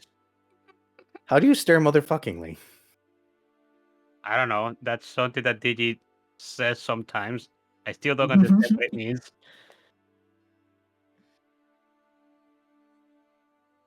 And then Cave Herpes kills Arceus. Yes! God. You know, this is a very solid plan. If it wasn't for the fact that I don't think Pokemon in this world are limited to 4 moves. A shame, really. I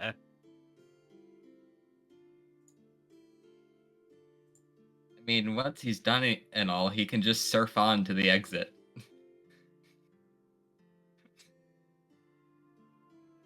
Yeah, but Surf's a good one. Surf is a very powerful move. I have used that so many times. Surf and strength are not throwaway moves. They're actually somewhat decent. Yeah, they may not be endgame moves, but they're not bad moves. Like cut. Yeah, and fly. Fly is also a good move. Yeah. Speaking of which, in And Surf red was, and blue, and Surf was actually one of the strongest. It was actually one of the strongest water moves for the longest time. People actually prefer it over Hydro Pump because of the better accuracy. And sorry to interrupt you. What were you gonna say? I was gonna say in red and blue, Charizard, even though being a flying type, couldn't learn fly without you having to bring him to gold and silver first. Red and yellow. Yeah, I think they did fix that with Fire Red and Leaf Green. Thankfully. But yeah, that was silly.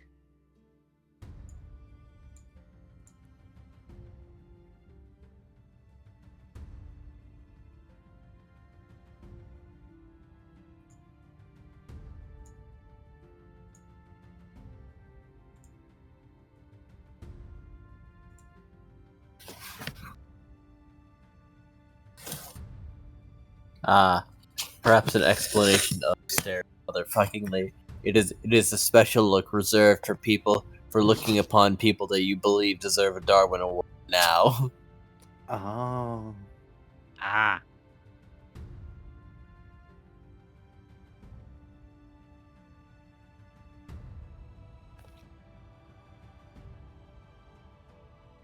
I had to think of how to describe it. Makes sense. I had just never heard the term before, so I was trying to imagine in my head what staring at somebody motherfuckingly was. And I was just like, I've got nothing here for this one.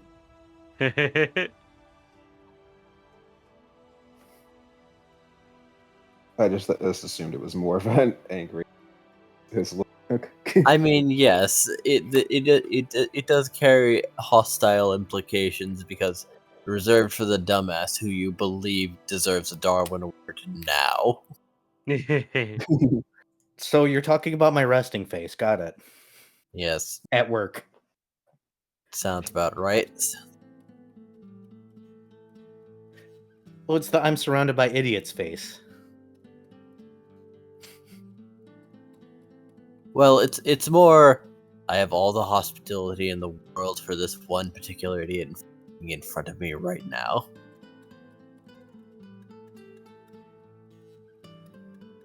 But Hey, yes, Elva? Huh? Did I hear my name? Yeah. What is, in your opinion, the greatest discovery you've made?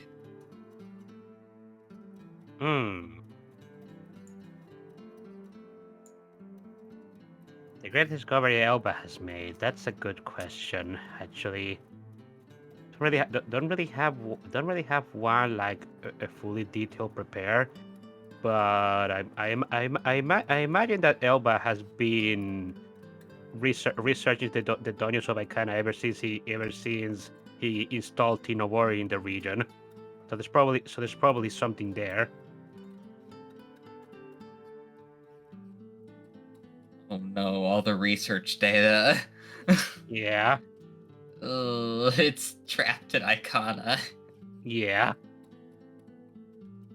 Alt F4. Don't worry, we'll get to Icana. One of these days. Elba, I am hoping that I am hoping that I can eventually ask with Elba about perhaps getting his possessions from his base relocated from the place that he's at in the Wednesday game. But at the moment, Elba is kind of afraid that he's actually kind of a fugitive from Icana at the moment, so he's just laying low. Can't you just ask the guild to go and retrieve your stuff? Yes, but he doesn't want to get the guild in trouble.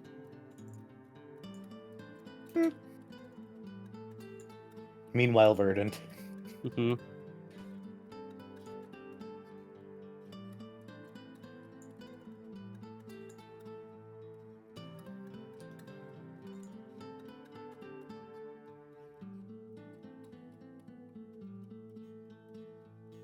I'm a fugitive guild. Please sell my house for me so that way I can at least buy a new house here.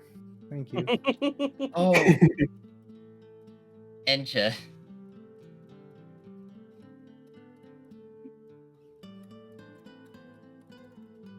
I think the neighbors took Enja for a moment. We need to know this question, though. Oh.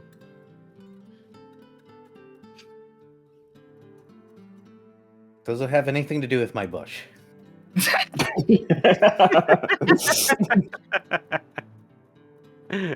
I think you nailed it there, Era. Because I'm pretty sure my bush is dead. No big But we surprise. need the confirmation.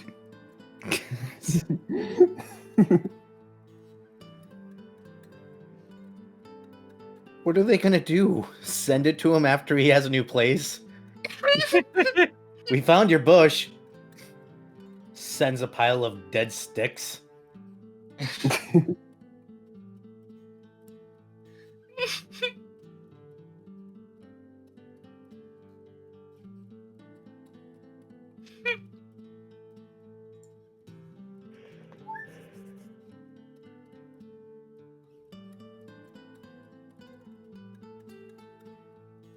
Of course you have that quote number memorized, Gimund.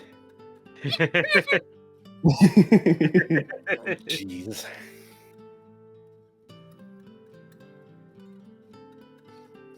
You have realized that this is a bush. It is acting very bush-like today.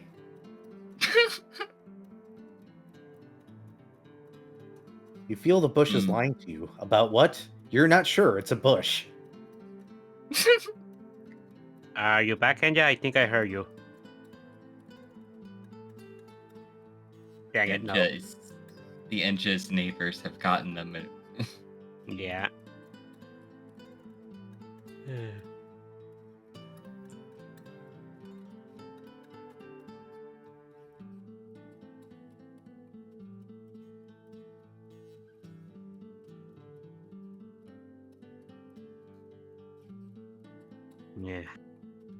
I'm getting kind of tired. Unless anybody has any questions, any sudden questions for me, I think I might go in a bit once DG is back. Yeah, I'm Okay. kind of waiting for him to get back so we can get that last question answered and then probably wrap up. No, that's fair. I mean, we did start early, so Yeet.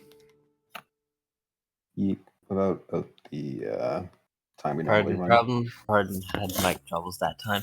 So, what was I asked? Go ahead, Gimund. What is the ultimate fate of Verdant's bush?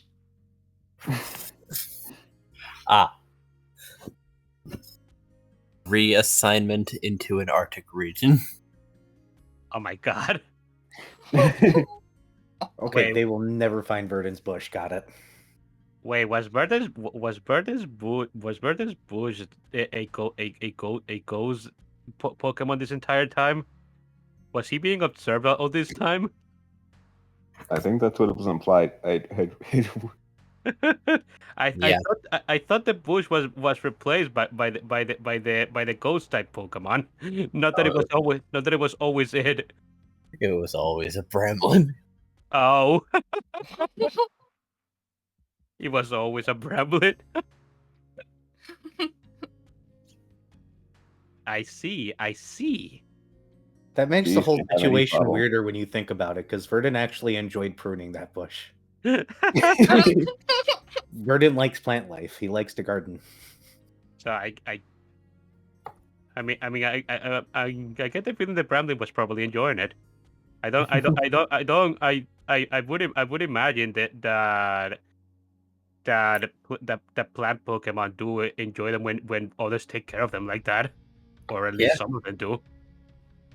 You can take a lot off of Bramblin without it actually being a problem. It's a ghost, remember? It's a ghost. Yeah. I know they're in an Arctic region. It's funny. All this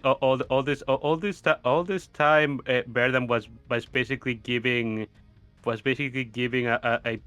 Pokemon the equivalent of a pedicure without even realizing it. Internally, oh yeah. Best posting ever. Up until he got discovered. Until he got discovered. Fuck. Stop looking at me, Noah. Stop looking at me, Noah. Oh god, he just told them.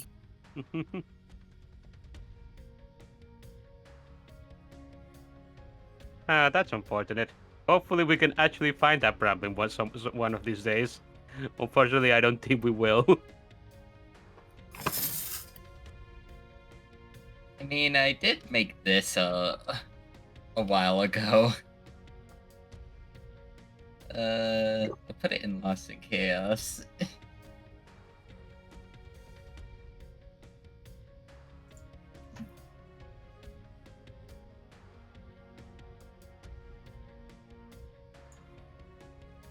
Oh, right, that.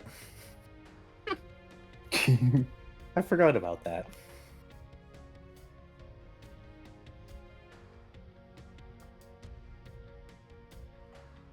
Yeah, I remember that.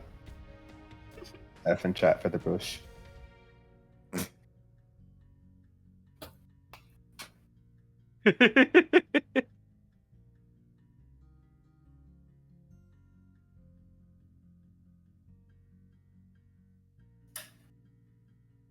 Rest in peace, Bush.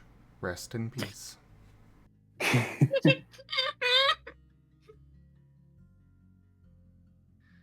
Please tell me there's another question, so this is not how we're ending the stream and the campaign officially. By remembering a bush. All right, then I have plenty of Noah questions left. This time for everyone. Okay. If you could pick one food to eat always for the next week, what would it be? One food to eat for the next week, always answering in character. Yes. Meat. The That was kind gonna that be fills Aquarelle's me up. answer.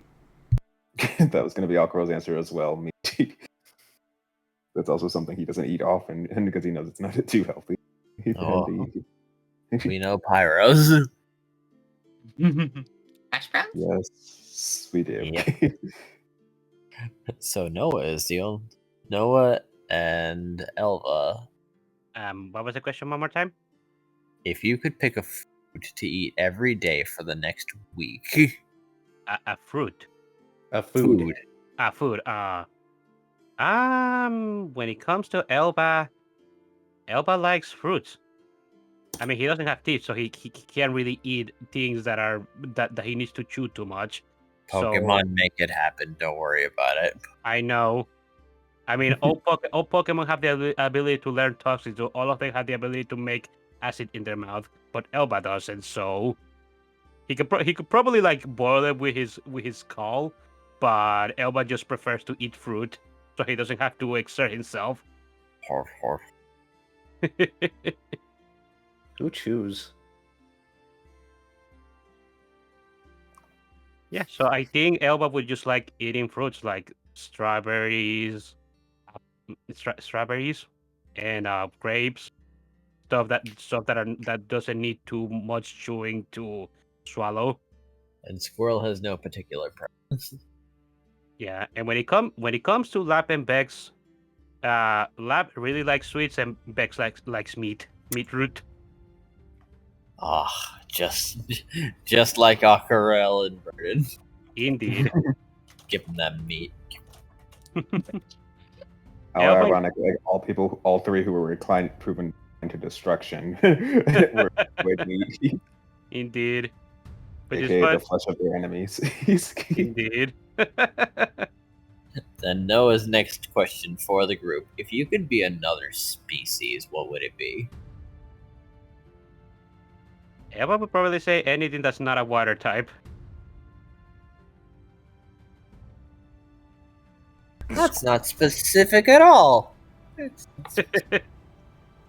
I know, but Would a non-variant version of himself count?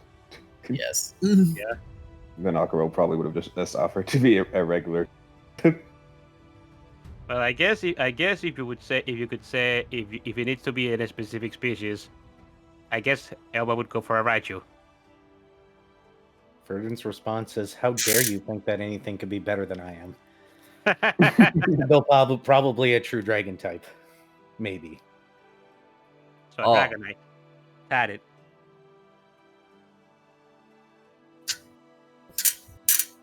Oh, I got it. You gotta keep the tummy in check. I understand.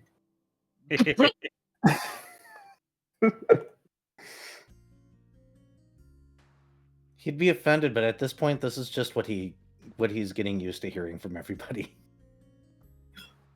It's all right. Beck was only doing it. Beck was only doing it because he didn't know any better. all those times that Bex ended up soft insulting Bird and become even funnier when we reveal that Bex is his son biologically. Haha, you're gonna look like me one day, kid. Oh, I don't know, but I really want to dunk on you at every opportunity. I am your future. Look at me. No! No! Maybe. No!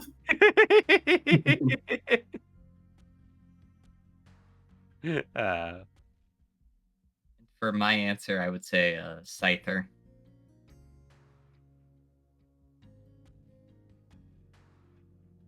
For Squirrel's answer, he at this point does not really know many Pokemon.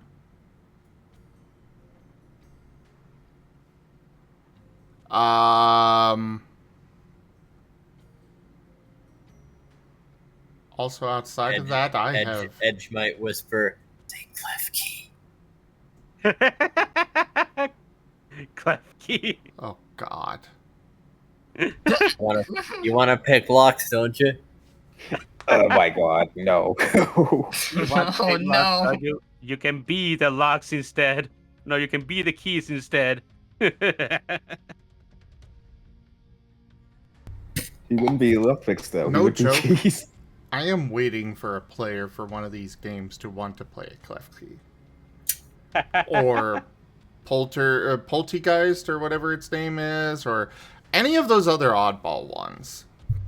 I yeah, considered a it's the- Dragapult, but I figured that was going to be too on brand for me, so I moved away from it. I mean, Dragapult literally throws its children at people. That is And you hilarious. can make more. Yeah, that is hilarious, honestly. I mean, when they're young, they throw themselves at things, so Yeah, that's true. I guess that's just how the line works. They just throw themselves at others. they're ghosts. They're fine. Yeah. I think it's hilarious. I never knew that they were. I never knew that they were ghosts until I searched up Dragapult. Yes, I was tempted to play that in Zim's campaign, but I was like, I need to move away from being the dragon in the party for a little bit, maybe. And the dad. Yes. I am actively trying not to be dad. Yeah, that Dragapult would have been a immediate lock in that direction. Well, I would have been Indeed. first evolution. Were they called Dreepies? Yes. Yeah. Yeah.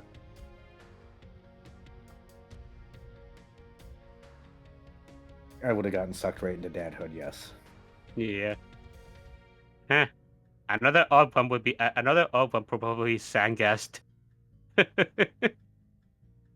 Sorry if I cut you off, by the way, Zim. I think I did. No. Kenku saying he would play a Poltergeist.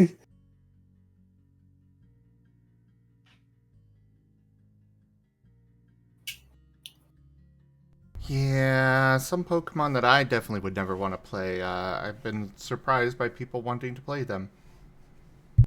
Fair. I mean, Vari is playing a Minccino.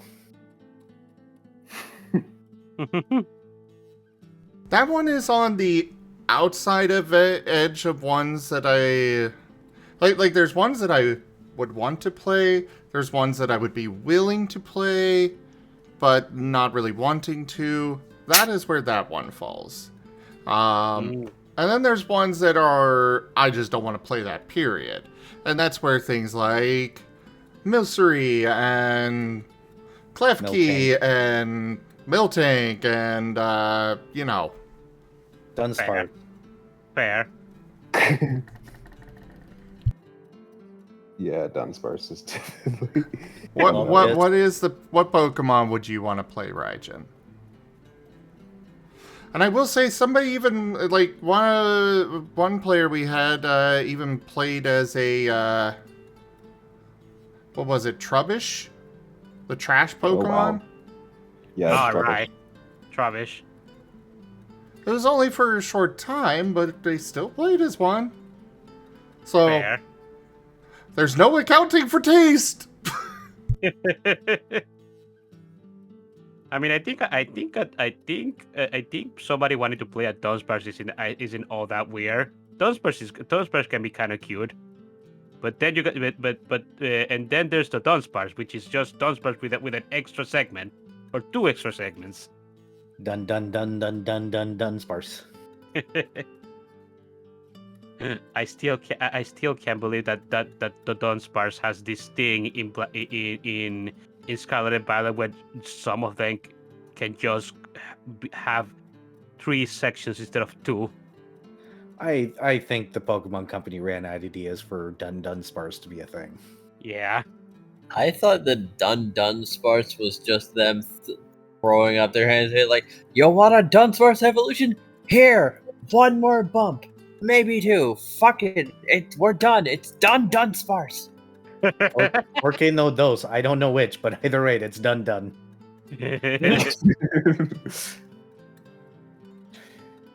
Right, Jen, you need to tell us what you'd play. Yeah, I want to know that answer.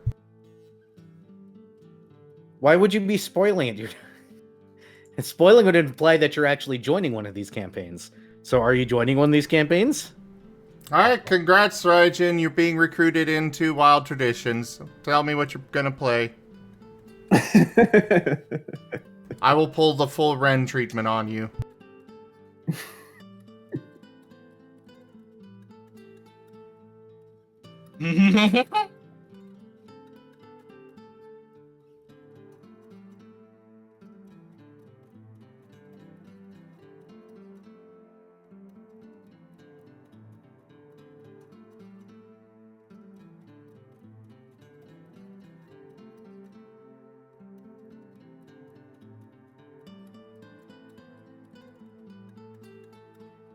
All right, are we calling it here then? Yeah, I think we should go Yeah. ahead and call it. The Raijin cliffhanger. Yeah, that's a good clip. Find out next time on Not Lost in Chaos. Scrolls Adventures.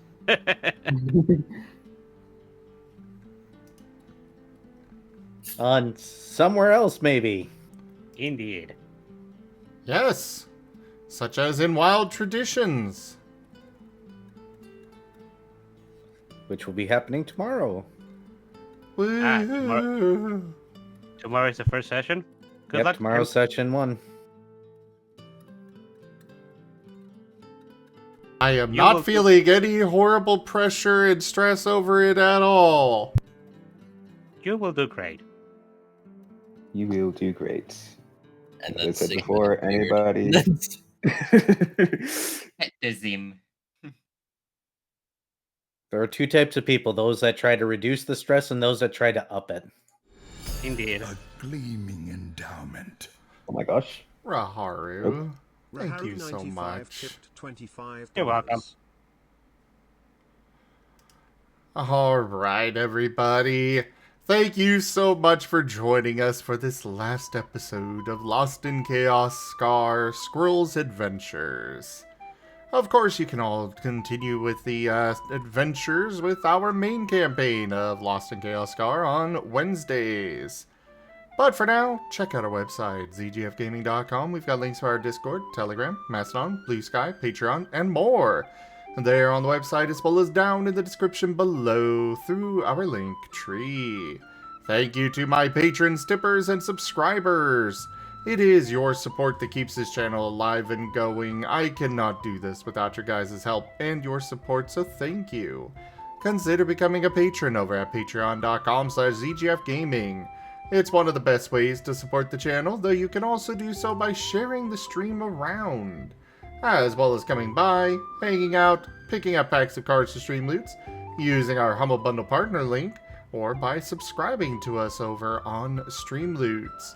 But for now, thank you so much for joining, subscribe to our YouTube, and I bid you all the most fondest adieu. Later, everyone. Bye. Bye.